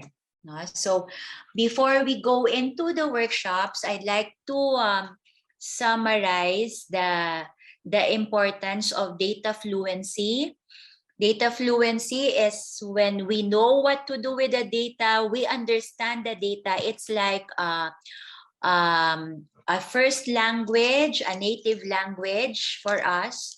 If we have data fluency, then we are able to use it for data governance, meaning to extract benefits, to optimize data, to thrive in the big data era, whatever the form, shape, and appearance of data that you find yourselves in. All right, so I hope that we strive to have a very proficient data fluency. So our first part of the workshop would be Python, and I'll be using Google Colab for this. The advantage of using Google Colab when you do your data analytics work or data science work is that you have the flexibility to create your own artifacts, to do your own analysis using packages from ML, from machine learning libraries and visualization. And you'd also be able to deploy your projects, no? Plus it's free. So I'll share and go to my Google Colab. So this is an exploratory data analysis work that's a snapshot. What I do for a living, almost always I do this every day and a bit more. You would also notice that we can do this in Excel. So the data that we'll be working on is also available together with this notebook. This is a publicly available notebook, and the data was also shared. So I downloaded it. So when you're working with Colab, You just need to upload the files that you want to put here or put it in your Google Drive, and then you can mount your Google Drive such that you'd have your copies in your own Google Drive, and you can save the outputs of your work in the Google Drive. Also, when working with Python, um, I created my own cheat sheets. These are the code snippets that I'm using in my data analytics work, because sometimes I forget the syntax because I transfer from one language to another, and they're similar in many ways, Python and R. So I create my own cheat sheets of routines that I regularly use. And if you notice, this is a basic cheat sheet for data analytics workflow. Now you have, like, if you have files in a single folder and you'd like to display the contents of the folder, if as what I have described earlier, if you don't want to create your own copies of files or upload it in Google Colab and want to access your own files in your drive when working on Python in Google Colab, you can mount your Google Colab, and then your Python notebook will access the drive directly, and then it can also save files there, get your files there. You'll just have to do authentication when you're going to mount your Google Drive, loading your CSV files, reading from CSV, reading Excel, merging multiple files into one, merging Excel files into one, column names, lowercasing them, combining columns, changing values of columns. So I created this cheat sheet because sometimes I forget, so that I won't have to Google anymore. And these are the things that I use every day. And also another hack, when you're maybe you have like online interviews. Sorry, here you go with the like again. Excessive use of like. When you have online interviews and it's a technical interview, and so you would have to have something handy because the pressure, and you'd be nervous, so you'd forget your scripts. It's good to have them. No? So it will also help you learn them some more and somehow memorize the scripts that you're always using. I have shared this along with webinar resources. So for those who are using Python or you would like to dive into Python, there's a cheat sheet that I've assembled also for you. So now let's go to exploratory data analysis. This is the data set. I've opened it in Excel, and this is the data.csv. It has a car model, make and models, the year, engine fuel type, engine HP, engine seal, transmission, driven wheels, rear wheel drive, yeah, front wheel drive, okay, number of doors, market category, so on and so forth. And then you would also notice that you can also, when you will do data visualization in Excel, you can also do your preliminary exploratory data analysis with Excel. You just install your data analysis plugin, and you have descriptive statistics here for you and some other tests that you may need for other types of analysis. So you can do your univariate statistics, and then you can do also your correlations for your bivariate statistics, covariance. So you can do this also in Excel. No, so, but we'll not do that because it's a lot and it might mess up my computer. So we'll do exploratory data analysis in Python. Just need to resize, or maybe just close that pane. So we'll import the required libraries. Again, we'll be using your staples are Pandas, NumPy, Seaborn, and Matplotlib. If you look at LinkedIn Learning courses, there's a link in the slide deck 1 that will point you to a LinkedIn Learning course on Python and R. For the Python link, if you have free LinkedIn Learning accounts with your institutions, that's a good course that I have that's towards the last slide of slide deck 1. And you'll notice that the instructor, the one who's teaching the LinkedIn Learning course and who assembled the courseware, also use the same packages and libraries. And then after you load your libraries, the next step in the workflow is loading the data into what is called a data frame. A data frame is like your data set, your table, your container in Python. And so we read our data.csv. Let's display the first few rows. In R, it's head, and then in parentheses, the data frame name.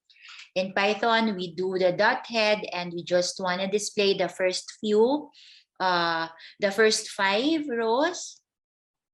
So we do that. So there you go. And then if we want to see the tail end, we'll do a df.tail. Sometimes we just need to inspect. I mean, it should not be sometimes.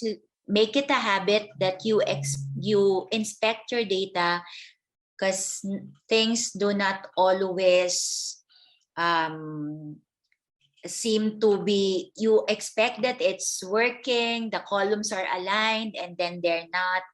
There's some errors, so it's good that you inspect them. Make it also good practice to check the types of your data types. A data type would mean if you have numeric variables or if you have non-numeric variables. So that's also part of the workflow. Next would be feature selection. So you would, in Python, we would drop those that we don't need or retain those that we need. So it's either we subset the current data frame and retain those that we need, or drop those that we don't. So we'll be using drop here. And so we end up with fewer number of variables because these are the ones that we're interested in. And then it would be difficult when we're coding, when we have lengthy variable names. So routinary part of the workflow is also involves renaming your columns. Doesn't really add to the value, but we rename them. And when we rename our columns, make the names also still self-documenting, no? Para you'd understand what the column stands for. Wag na natin gas-gas na ang X, Y, Z. Always rename them such that they're, you understand. They're self-documenting. So we now have better column names. And then we also drop duplicate rows because we don't want to have a sample that has 10 instances of the same thing. That will contaminate our analysis. That will contaminate our results. So we'll drop duplicate rows. That's part of the workflow. So for the non-techie people in the audience, let it be sufficient to know the part of the workflow. You can execute this and do this in Excel. We can do filters. We can do formulas in Excel. So just focus on the workflow if you don't want to focus on the Python codes, right? So the F shape would be equivalent to dim in R. It will give us the shape of the data. Remember our 4th webinar series on data analytics, we call it the shape of data. So it comes with all shapes and in all shapes and forms. in all sizes even. So we have 11,914 observations or rows, and then 10 features. So we have that originally, and we'd like to put all duplicates in one container called duplicate rows, DF. And it turns out that we have 989 duplicate rows. So let's remove them. Let's count first. We have this, and we did not remove yet. We're counting the original values. Now we're issuing drop duplicates. And then when we count, we don't have 11,914 anymore. We have 10,925. Next part of the workflow is, as you have seen in the slides earlier in the morning session, we treat or we deal with missing or null values. So how many null values do we have? Apparently, we have 69 null values in the HP column and 30 null values in the, or blanks, in the cylinders column. So we'd like to drop all rows with missing values. Drop NA. So now we have a reduced number of rows, 10,827. This part is so scary. Pre-processing is so scary for data analytics. Like in the workplace, there you go again with the like, sorry about that. In the workplace, when I do pre-processing, I am so scared that I'd end up with a very few instances or very few observations, because then that would have an impact on the significance levels of statistical findings or statistical treatment that I would do. So this would really give me some level of anxiety, but I need to clean the data such that it's eligible for further analysis. Now we'll remove the rows. We don't have null values anymore because we have dropped them. Next, we will detect outliers, and an artifact to detect outliers, if you recall in your elementary statistics, is what? It's a box plot. You still recall how to interpret your box plots? This is what a box plot looks like. It will give you your measure of central tendency, your minimum, your max. So it will also give you the range. But the dots outside these boundaries, they are your outliers. So you see you have a couple of outlying points when it comes to price. Siguro masyadong mga high-end na ito na mga kotse. And then let's also look at the HP variable. So we also have a couple of outliers for HP. Maybe we have really high-performing cars in the data set. How about for cylinders? Do we also see outliers? Or only a few. 1, 2, 3, 4 points even. So to remove outliers, statistics would have many approaches. One classic approach is that ang outlier would be something that's really out of the ordinary. So one approach which we will not be surprised is to find the average, the mean, the center value, and then find the dispersion, how far from the mean a point is. What's that? That's standard deviation, right? So if I am 1 standard deviation away from the mean, okay pa, hindi pa masyado outlier. If I am 2 standard deviations away from the mean, this is the mean, 1, 2 standard deviations away from the mean, medyo malayo na from the general behavior. So an outlier sometimes would be qualified or described by statistics as those that go as far as 3 standard deviations from the mean. So they would remove that. But another approach is your IQR. IQR, if you recall your statistics, is what? It's the measure of spread. So it's quartile 3 minus quartile 1. So you divide your data set into 4 quartiles, pinakamababang value up to a fourth of that, a quarter of that, kaya siya quartile, is your first quartile. Then that up to the middle is your second quartile. And then the third quartile. And finally, yung pinakamatataas, the top, the highest value na 25% top 25% highest values, they'll be your fourth quartile. So to get the spread, kunin mo yung second and third quartile. That's the middle spread. So that's what we'll get here, our interquartile range. So it's a lot of statistics, but this is elementary statistics. But when we do data science, as you might have found if you were able to attend yesterday, that would be higher statistics.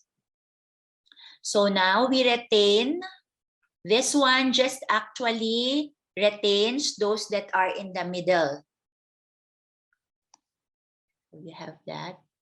So we now have 9,191 rows that are in the middle. But how come I don't see? Yes, that's accurate. Sorry na delay, ma'am. That's correct. Miss Maggie, that's margin of error 2. You can look at it as your margin of error. Now, you will plot different features against one another. If you recall our slide earlier, we said we'd like to study features individually and their relationships with each other. So let us try to create a histogram. Histogram will tell us the distribution if the values are, the frequency of occurrence of variables. So here we have, in our data set, we have a lot of Chevrolets, and then followed by Ford. We have some Toyota, Volkswagen, Nissan, GMC, Dodge. We have a Hummer, Lotus, Porsche, and etc. etc. So this is our histogram for us. It will give us an idea. So dapat alam natin no ang values when we report. Alangan mag-report na tayo ng mga predictive analytics result, and we don't even know the composition of our data. When our immediate superiors would ask us data about our data, this analysis, exploratory data analysis, will give us those information. What happened? What is? Anong meron? Then we have heat maps, but don't give me flack. The color coding that's used here does not really help in interpreting the data. But it's a stronger, more concentrated hue of green if it's 1.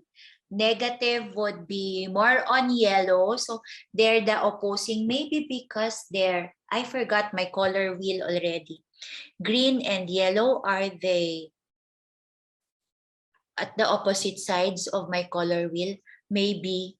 So this is the interpretation of the gradient. So here is our correlation matrix. So when you do correlation matrix, the go-to this artifact now is the heat maps. You can also do just a single hue, a single colored heat map, and then that's also, for me, more intuitive and easier to interpret. But depending on your use cases, the good old scatter plot will also give us some idea on possible relationships that exist between combinations of features that we're looking at. HP and price, will it possibly have a linear relationship or a non-linear relationship? These are questions that we initially ask. So this is exploratory data analysis with some basic viz, but not viz artifacts for dashboard or outputs yet. Just viz to help us understand what data we have. This step helps us become intimate with our data. This will allow us and give us some level of data fluency. So that's Python for today. The next part would be a visual vocabulary, as mentioned. But this is from a vendor. We're not endorsing the vendor, just don't look at the URL. When we say don't look at the URL, syempre, titingnan ng URL, ano? Pero yeah, I gave that message because we're not sponsored at all and endorsing any proprietary products. All right. So we have here what's in it for us in this page. This would be visual vocabulary that will also inspire us when we create our visualizations. In fact, if you click these examples, this will help you create your stories. What's important in data analytics, in visualization, in descriptive analytics is that your visual artifacts do not only present the data, but presents the story. It tells a message. So what is happening? Let's look at performance indicators. So we said that the goal for descriptive analytics is to help an organization or institution achieve its vision, mission, and strategic goals. And what other measure would we need other than key performance indicators or our KPIs? So we have KPIs. You put these widgets on the top or give it more prominent space, more priority, more precedence, a more pronounced space in your dashboards, in your Viz platforms, because these are the things that matter. Ito yung sometimes for some CEOs, for presidents of the company, they won't even care about anything else, just the KPI. So what other KPI would be more important than revenue? So you can also add in other information like a comparison KPI. So you can do that. Put growth rate, a net increase or decrease.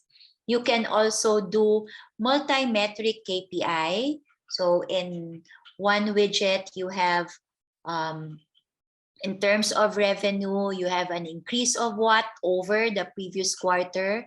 You'll see there's also a viz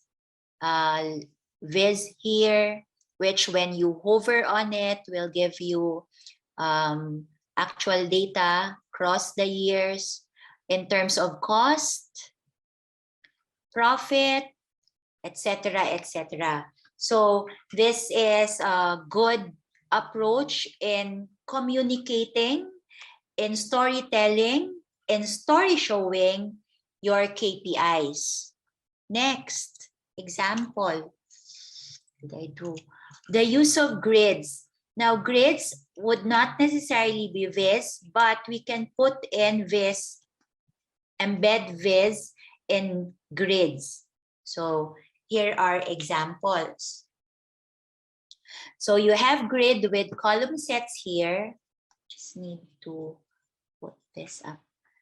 And yeah, that's how it would be. But you can also put in micro charts. See, here you have revenue comparison by category. Then you have a profit trend by year, which might also be appreciated if decision makers in or your team would want the grid data. You can put in micro charts within the grid, and that's helpful. That adds more value. It also helps them interpret, no, using proper color schemes, leveraging visual cues. Sabi nga ng slide set natin kanina umaga. So that's grids for an example artifact. Then how about deviations? Deviation from target values, a target margin, percent of respondents. So here you have diverging bar chart, a horizontal diverging bar chart. Those that exceeded a target and those that fell short of a target. You also have your diverging stacked bar chart. We also have a tornado or butterfly chart. So it's butterfly or tornado chart. Parang ipo-ipo. So if you have a target value and you'd like to represent something that diverges, that has surpassed that peg, and those that did not really do well, in reference to a reference value, in reference to a certain peg or target, you can use this tornado or butterfly, diverging stack bar chart, or diverging bar chart horizontal. You can also do a vertical diverging chart. Sometimes people would say that this is more intuitive for them because you have your zero here. It's a matter of personal preference, so you can just explore. No? So clearly, we can interpret this within 10 seconds. Those that exceeded our target, those that fell short of the target. See our negatives here. So that's our deviation from a target. Then we have correlation. Normally, correlations would just be values, correlation figures, but you can also use your good old scatter plot and trend line. So through ang comment earlier in the QA box that a trend line will ease interpretation. It will make the message clearer. So when you do your scatter plots, it's good to put also to overlay a trend line. No, we'll be doing overlaying in a while with R. Then we also have combo charts. And then we also have bubble charts, which the aesthetics will be intuitive. Syempre, those that have a higher area, a higher size. It's way past the bedtime ng lola nyo. So I'm incoherent and it's a second straight day. So I beg your indulgence. I'm so sorry. So pag mas malaki, syempre, that would mean that it represents something higher. So the recall your life factor. The size of the visual should reflect the effect of the data, right? So we also have a matrix bar chart here. So this would be correlating more than a single feature or variable. Next, artifact. So these are artifacts that can be used in whatever institution or industry you find yourselves in government, in academe, in the private sector, etc., etc. Ranking. How else can we do ranking?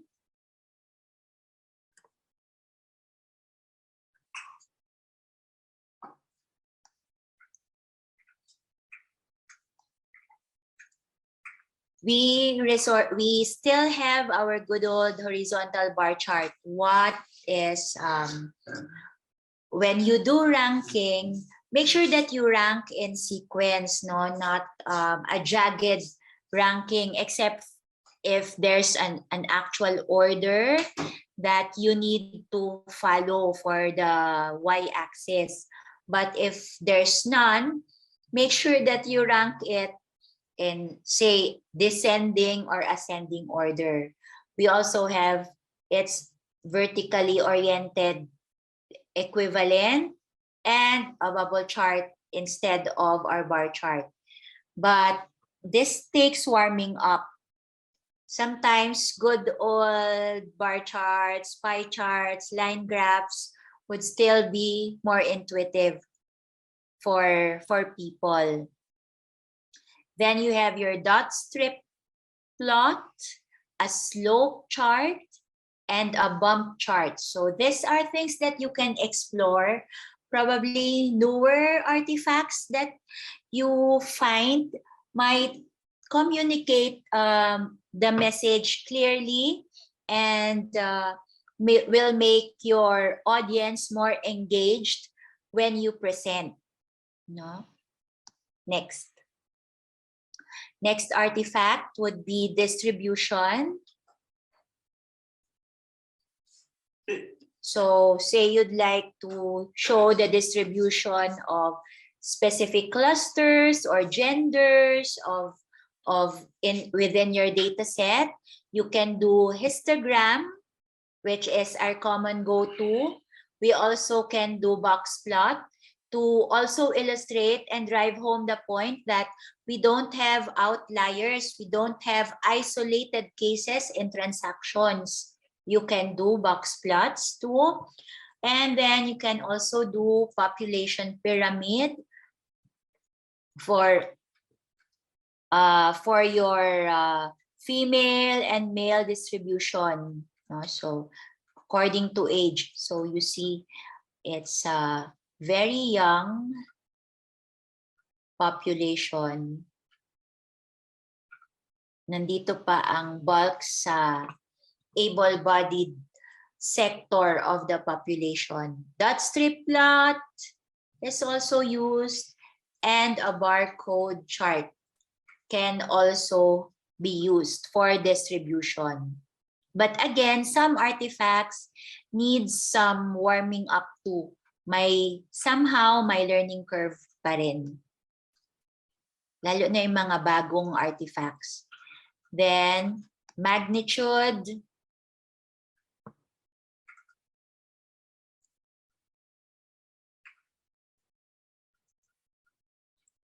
Bar charts and clustered bar charts would still be very relevant.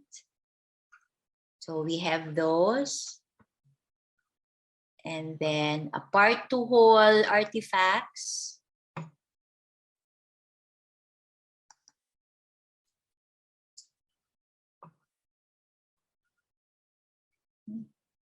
Ang tagal. Are you loading or are you loading? It's loading. Okay, so we have here part to whole. So you see the use of visual cues or gradients, the use of colors, how it enhanced, how it was able to tell the story, to show the story via bar charts. And then, of course, our good old pie charts shows the composition. And it's ang pinsan ni pie chart, which is ring chart. Then we have sunburst, which is also available in Excel. And then you also have your waterfall. And again, other variations of heat maps. So if you're trying to model a part to whole report or do or present a story depicting part to whole relationships, then we have also flow. Pag flow, the go-to would be the Sankey diagram, like from here, central, dito siya na node, and then saan naman ang flow. So you can always use your Sankey diagram or a network diagram. Here, this is where you can adjust, or for those with trackpads, don't need those. But I'm not so keen on this visualization, but maybe it's just me. So we also have our water flow here, which is somehow intuitively explains the name of this visual artifact. Change over time is an important report. It's always a common report we see in the boardroom. No, growth rates increase, decreases in specific reporting periods. Good old line charts, a combo chart, which you have a bar chart with a line chart na overlay, dual axis line charts. So you see we still have classics here. And if you notice, they might just really look fancy, but we can do this in Excel. Everything that we found here, we can do in good old Excel. We can also do this, of course, in Python and R, Power BI, and Tableau. And those are example Viz artifacts on how you'd communicate key performance indicators and other data within institutions. Does not have to be just business analytics, data analytics in general. So of course we have our maps. Last to click. Geospatial analysis. So I'll show you one implementation from this vendor also of COVID transmission. So you have bubble data, area data points, marker points. Then we have our maps there. For certain use cases that would need, that have spatial, geospatial analysis. So here's a good dashboard for a specific use case. This is COVID transmission at a single glance. So everything should be at a single glance. One screen full would be enough. So make optimal use of the white space. So white space is premium, no? So make sure that those that should be communicated, KPIs, bottom lines, summaries, are communicated. Then eventually add other components that would enhance the message, tell the story, tell the history. That's a good representation and a good output for data analytics. So we now go to the next part would be R.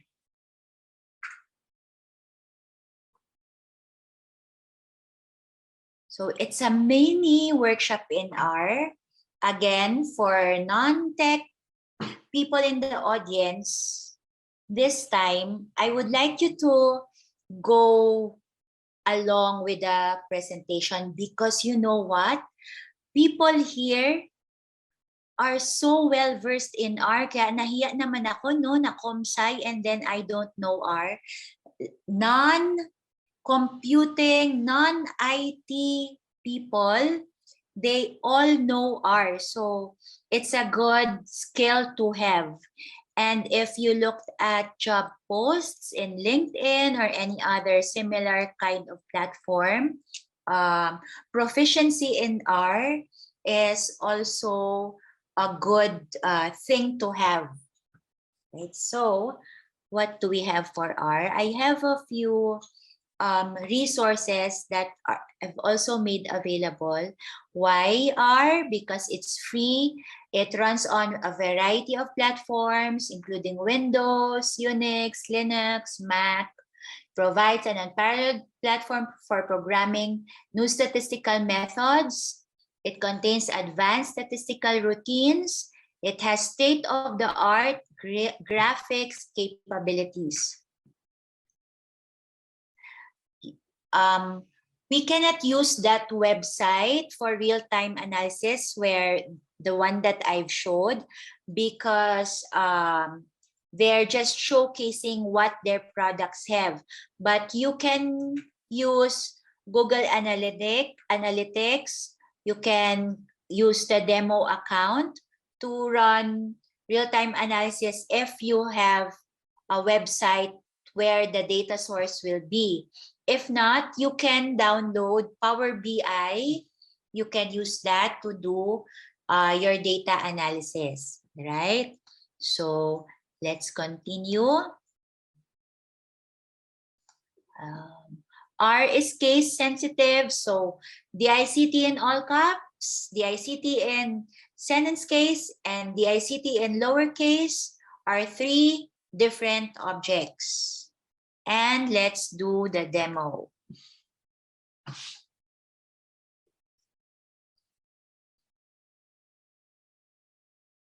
So I'll open RStudio.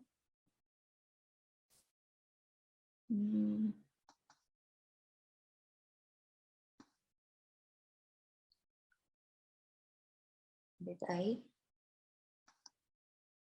Here. And again, you can also work in Google Colab and use and just choose the R runtime and you can type R scripts in Google Colab. Now let's open the sample R scripts. You'll have it in a folder called resources, I think, or R samples. Ooh. Open file.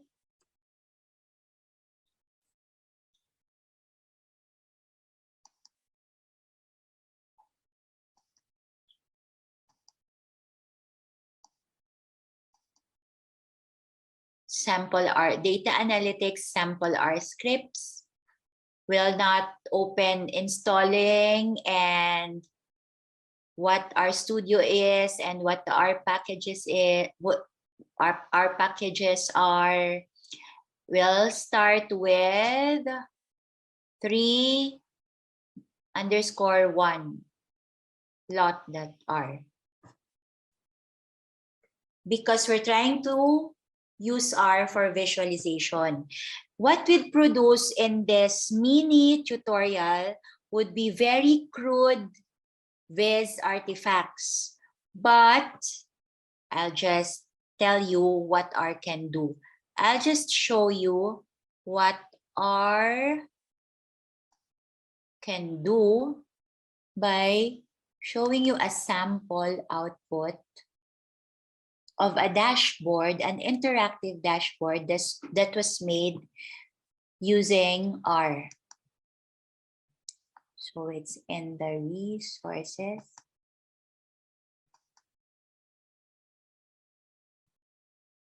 So you'll be able to do this.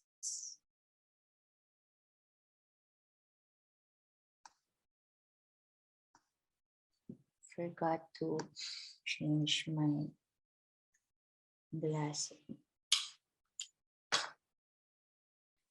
So here you see, this is a sample R dashboard. It's an interactive data visualization. You have your summaries, your KPI there, taking up premium space. And then you have other details, other viz that you have for occupying the rest of the white space. Then we also have a map. And then you have your data table. So if you change values in your data table, you can also filter this and look at specific values. So if you don't want to look at the viz artifacts and want to see the input data producing those artifacts, you have that in your dashboard. So this is a hint that for those who are producing, those doing data analytics, it would be nice to have your actual input or data table in the dashboard as part of the dashboard.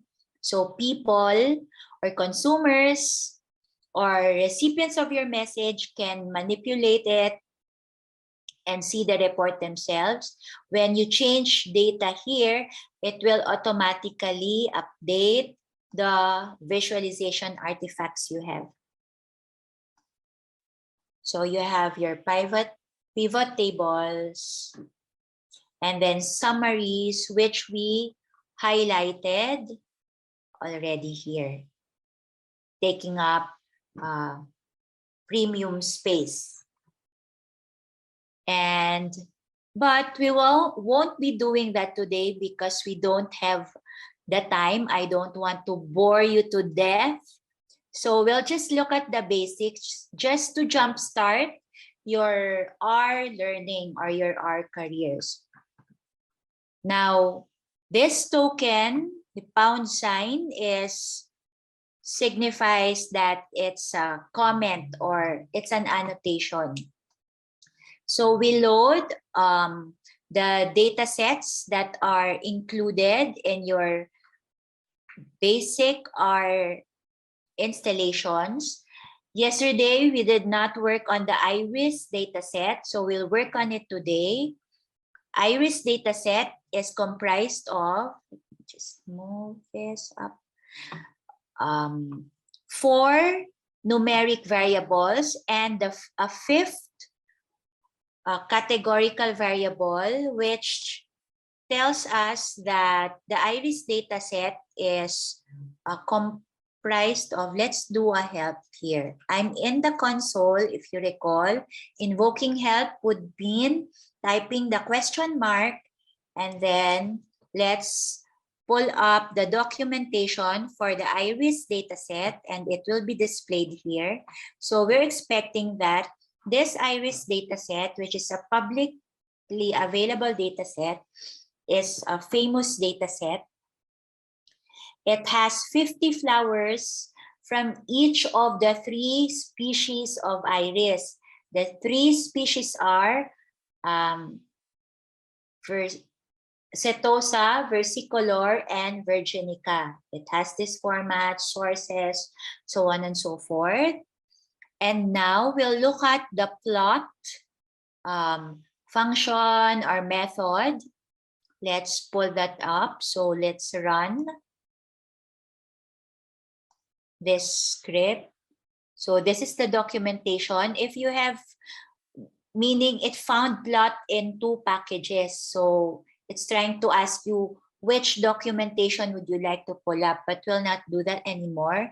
We just what I'd like to show is that plot is intelligent enough such that it will come up with the proper or the correct or the appropriate visualization or chart depending on given the type of variable that you'd pass to it as a parameter. So we'd pass the species variable from the iris data, and we know that it's a categorical variable. So when we run plot, we'll end up with the counts per category. And it's correct. We are expecting 50 for each species. What if we give plot a quantitative variable as parameter, which is petal.length? So we're giving plot a parameter that is quantitative, and the parameter's name is petal.length, which is a variable in the iris data frame. Let's run this. And because it's a quantitative variable, it gave us a scalar plot. What if we give it a pair of variable, one categorical and one quantitative? Let's give it species and give it petal.width. Let's run that. And then we have our box plot. So remember our good old box plot. So we have our outliers here for each category. So this is for the, can't really see, my zoom controls are blocking the way. So this is a box plot for setosa, for versicolor, and for virginica. What if we give it both quantitative variables, petal.length and petal.width? It will also detect that. It will even detect what appropriate plots it will produce if we give it the entire data frame. But this will take quite a while. Oh, there, not that long the ay pala. So we have here pairwise comparisons between the variables or the features of our data set. You can make your plots more colorful by putting in values, so you can customize and use the different options that you have. So let's not do the rest anymore. That's plotting. Let's just clear our minds included. Let's now look at another file.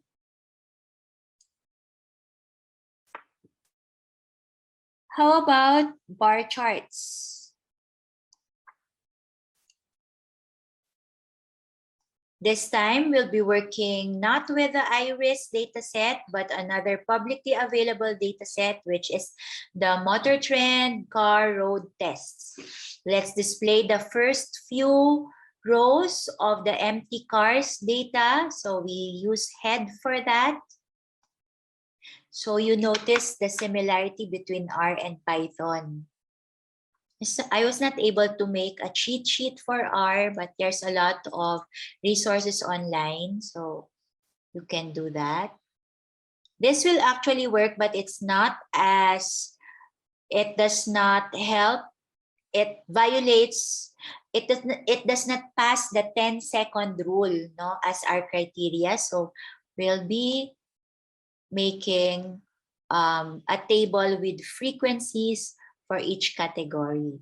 So there you have it. Plot. So that's bar charts. We just call bar plot. Another classic is bar histograms, scatter plots. We'll go to overlaying plots because you know histograms and scatter plots. So we've found in the visualization website that I've just shown you a while ago before we did R, you see that it would be good to overlay one type of plot over the other to help our readers understand and interpret and get the message faster. So let's open this sample R script.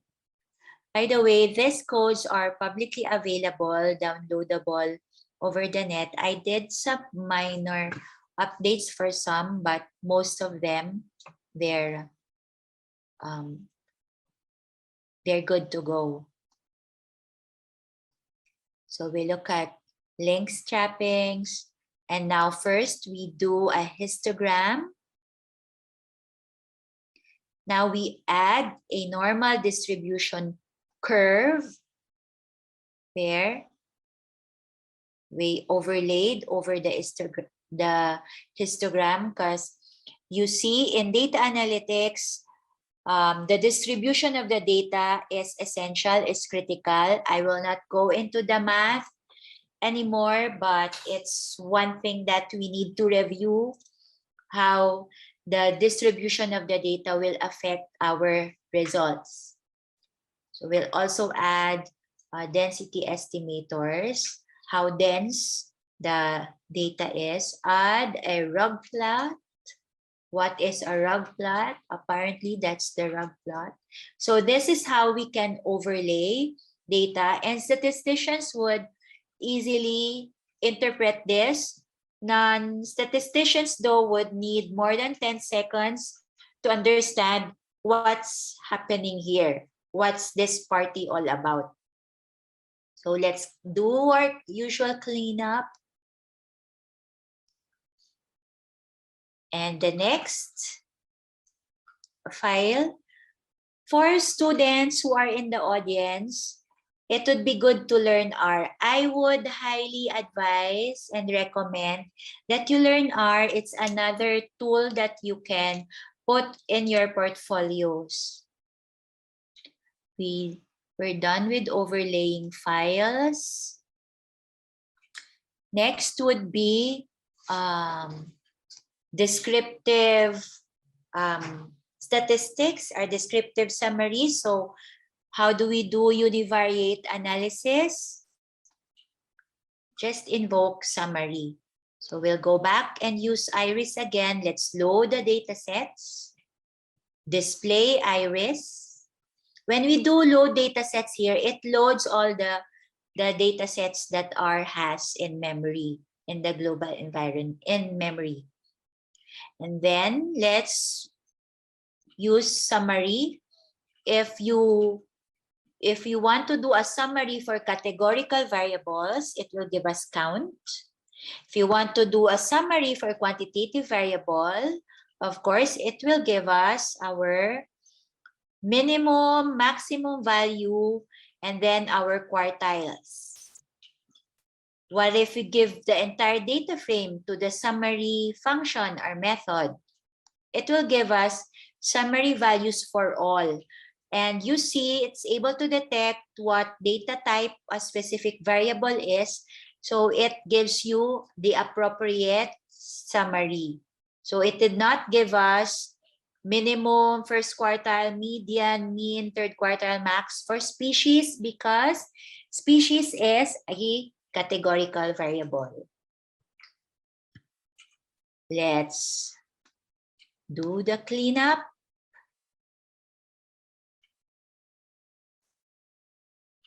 What's next? Let's open the next one. Aside from summary, we can also do describe, and it gives us a different set of descriptive variable summaries. Still with iris, describe is inside the psych package, so let's just put that there. So you see here in the console, dear colleagues, we have this one would refer to the number of variables that we're trying to describe or analyze. The N would be the size, the total number of values we have. The mean and standard deviation, median. So all other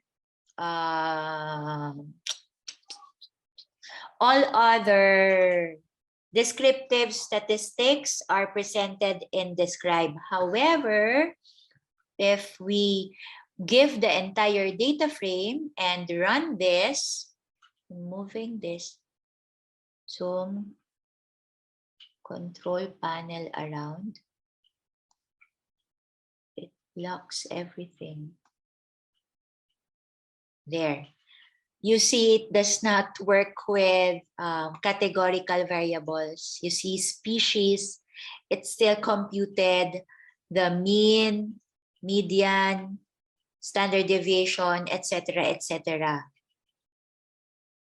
And so let's do the usual cleanup. So that's some form of exploratory data analysis, just the basics. And then, what else? Describe.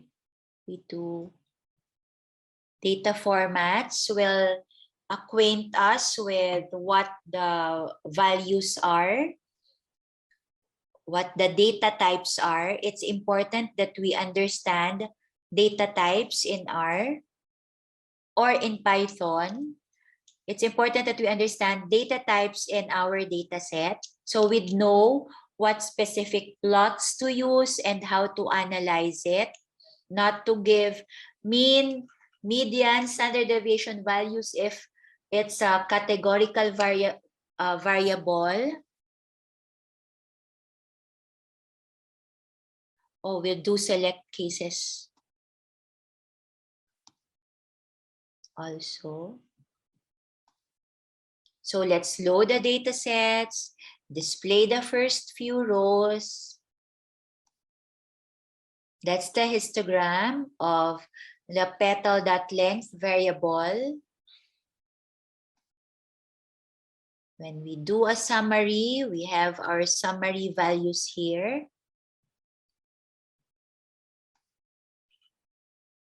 We also have summary of a categorical variable.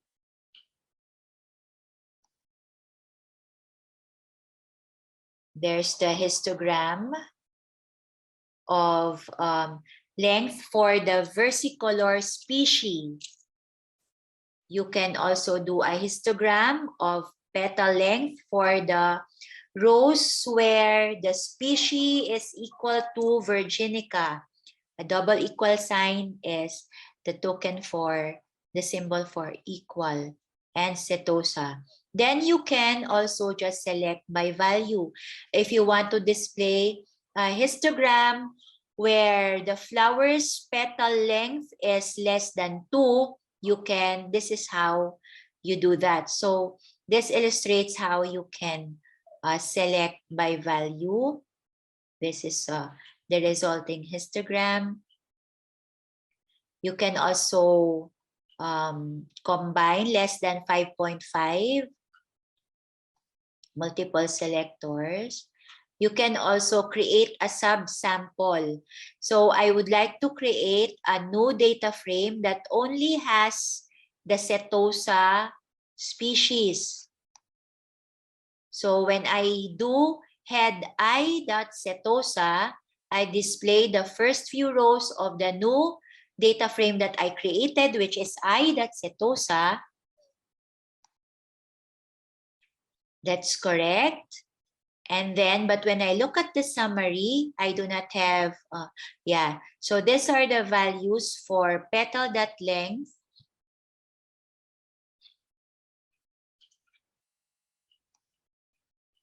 And this is the histogram for petal.length. So you can just select specific instances, specific cases, depending on the criteria. That's what you can do. It's just intimidating at first for students who are considering learning R, but when you get the hang of it, it's fairly easy, right? So let's do our cleanup. And then finally, do I do there?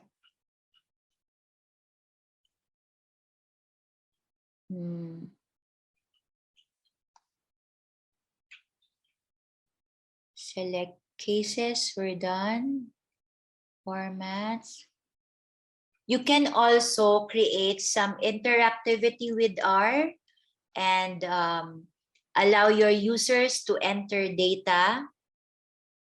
So if you would like to create a data frame that will have the numbers 0 through 10 and store it to X1, this is how you do it. And when we display x1, if you look at the console, I'll run this. These are the values of x1. If you want to put it in descending order, so we put from 10 to 0 and put it in x2, and now display x2, we'd have 10 to 0. You can use the sequence generation command to create sequences. So here, when you do seq 10, it's equivalent to the 1 to 10, which we placed in x3. If you want to specify a change in values like decrement by or increment by, this is how it's done. Here. So this is helpful in exploratory data analysis. This is helpful in descriptive analytics when we'd like to manipulate and engineer features. So sometimes we need to generate some columns, some values. Here. So what if we put this set of values into x5 and display x5? There you have it. And here we'd like to ask the user to enter a number. So by using scan. And so if you see here, if you notice in the console, I can enter any number. Oops, sorry. I'm in the console. I have 100, 200, 34, 56, 12, 14, 16. When I do double enter, so it has read 7 items. So let's display x6. It will have the items that we entered. So you can explore the resources that I've made available. I hope that at the very least you have seen how to run values in R, where to look for items in R, what each pane is used for, so that when you have the time and have the motivation, you can go ahead and learn R on your own. So that's a demo for R. And then we have also mentioned some other online platforms that you can adopt for analytics. Of course, would be amiss if we'll not look at Google Analytics. Wait. Saan po pwede mag-download ng R? In the CRAN. Yun, ang R can be downloaded. It's in the slide deck 3 that I've posted. But yeah, you're right. I apologize. I did not explain that. Oh, I removed that slide. Okay, so you can download R in CRAN or wait, let me stop my screen share and pull up the old version of the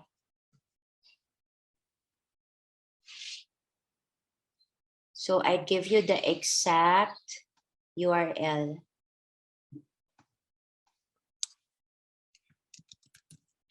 So when you download R first, tapos download naman ang RStudio. So I'm gonna share my screen again.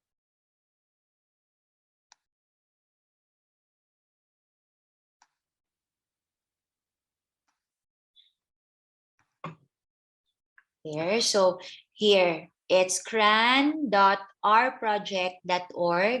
You can download R here. Merong versions for whatever OS you have, right? So, is R also available in Windows? Yes, it's also available in Windows.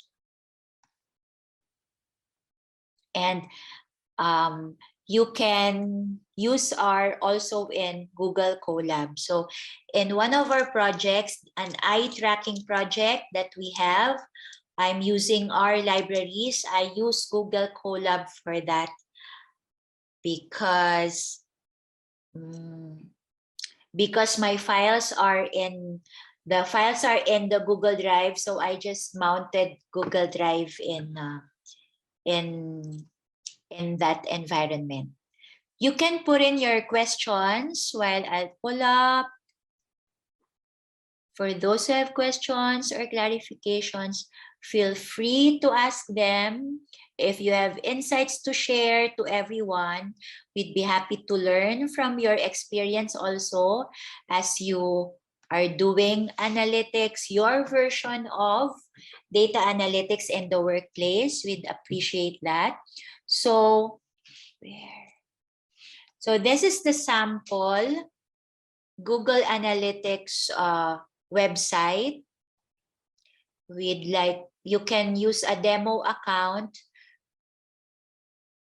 and create your dashboard. So what's common with dashboards, colleagues, is that they put the summaries they give priority and premium space to the KPIs, no, or to the summaries, to that which really matters. And then you can see the data would also be presented and have micro charts. So it's a norm now that when we put in grids, we have micro charts as part of the grid.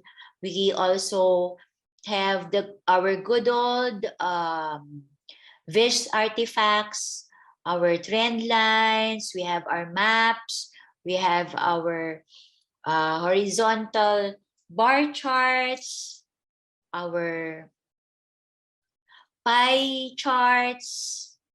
So these are examples of, this is a sample in Google Analytics website. How long would it take for us to learn Python? Some people can learn Python in a week, and depending on the time that you give to it, you can learn Python in a week or maybe longer. Some can even learn it as fast, like most especially, there you go with the like again, most especially when you work with GitHub or publicly available resources.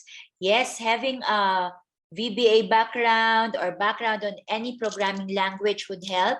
In fact, if you already have programming language background, say VBA, it's very easy to transition to Python. Python is not as strict as other programming languages.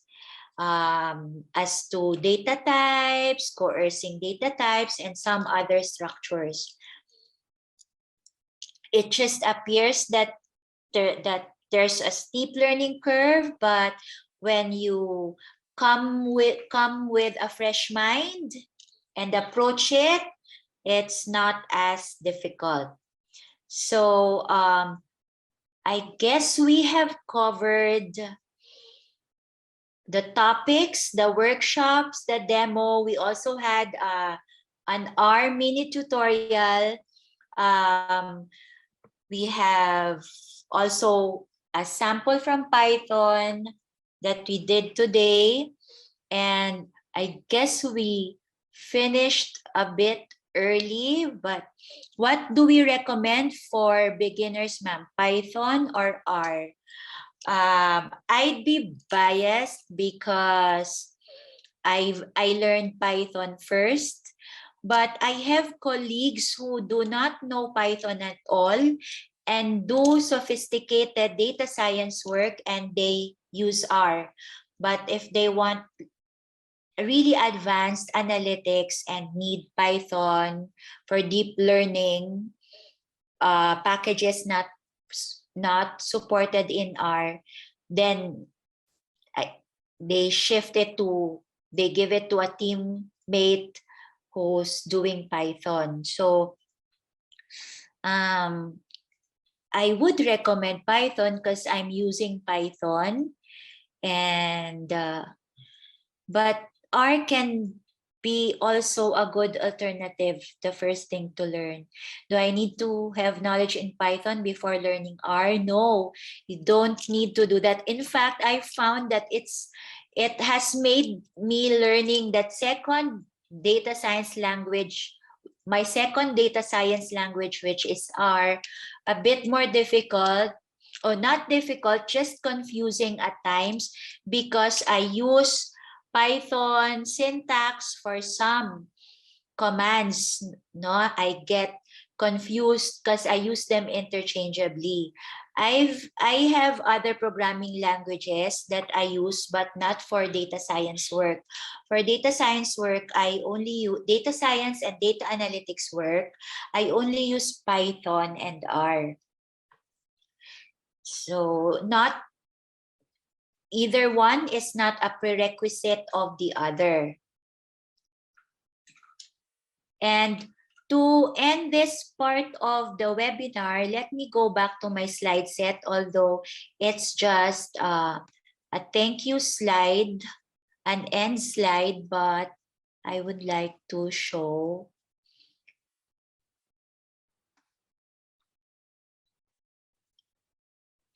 to leave you with our nugget of wisdom again for today. This is Gandalf, and there's a scene in the Fellowship of the Rings when he said, even the wise, even the very wise cannot see all ends. So even as we do the best we can, we exhaust all our efforts to do descriptive, diagnostic, predictive, and prescriptive analytics, do exotic tuloy, na exotic na ang lola nyo. Do sophisticated machine learning models for data analytics and for data science. Sometimes there are ends that we cannot see. Sometimes, even if our models are accurate and have very high fit and good performance, we cannot predict. It's not even sometimes, it's all the time. There's also a machine learning quote that when you attend seminars and lectures, they will start with this quote, and it will say, all models are wrong, but some are useful. So we just at least aim to produce useful models, useful data analytics artifact, and gain wisdom. But remember what Gandalf told us, that even the very wise cannot see all ends. And let me stop sharing my screen. We will open the floor for questions or insights from the participants. Just need to.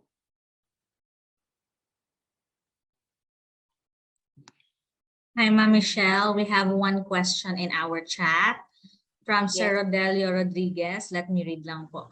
If we have used PHP or JavaScript on a web app, we want to include a data analytics feature, would it be doable with those languages, or Python or R is required? Python and R are the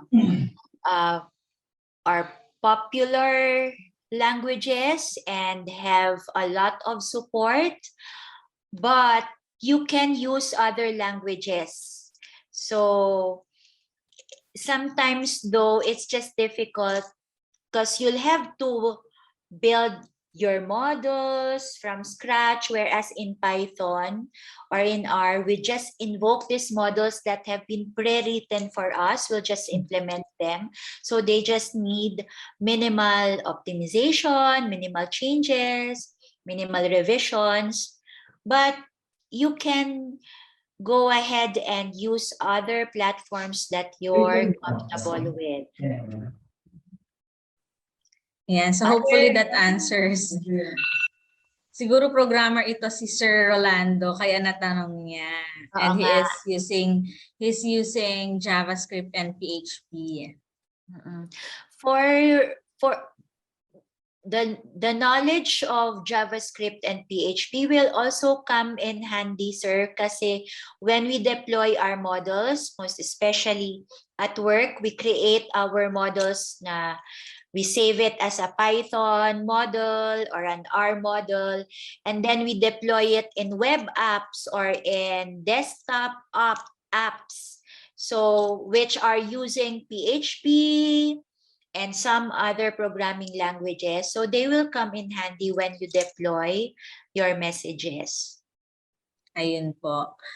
Okay, so any more questions?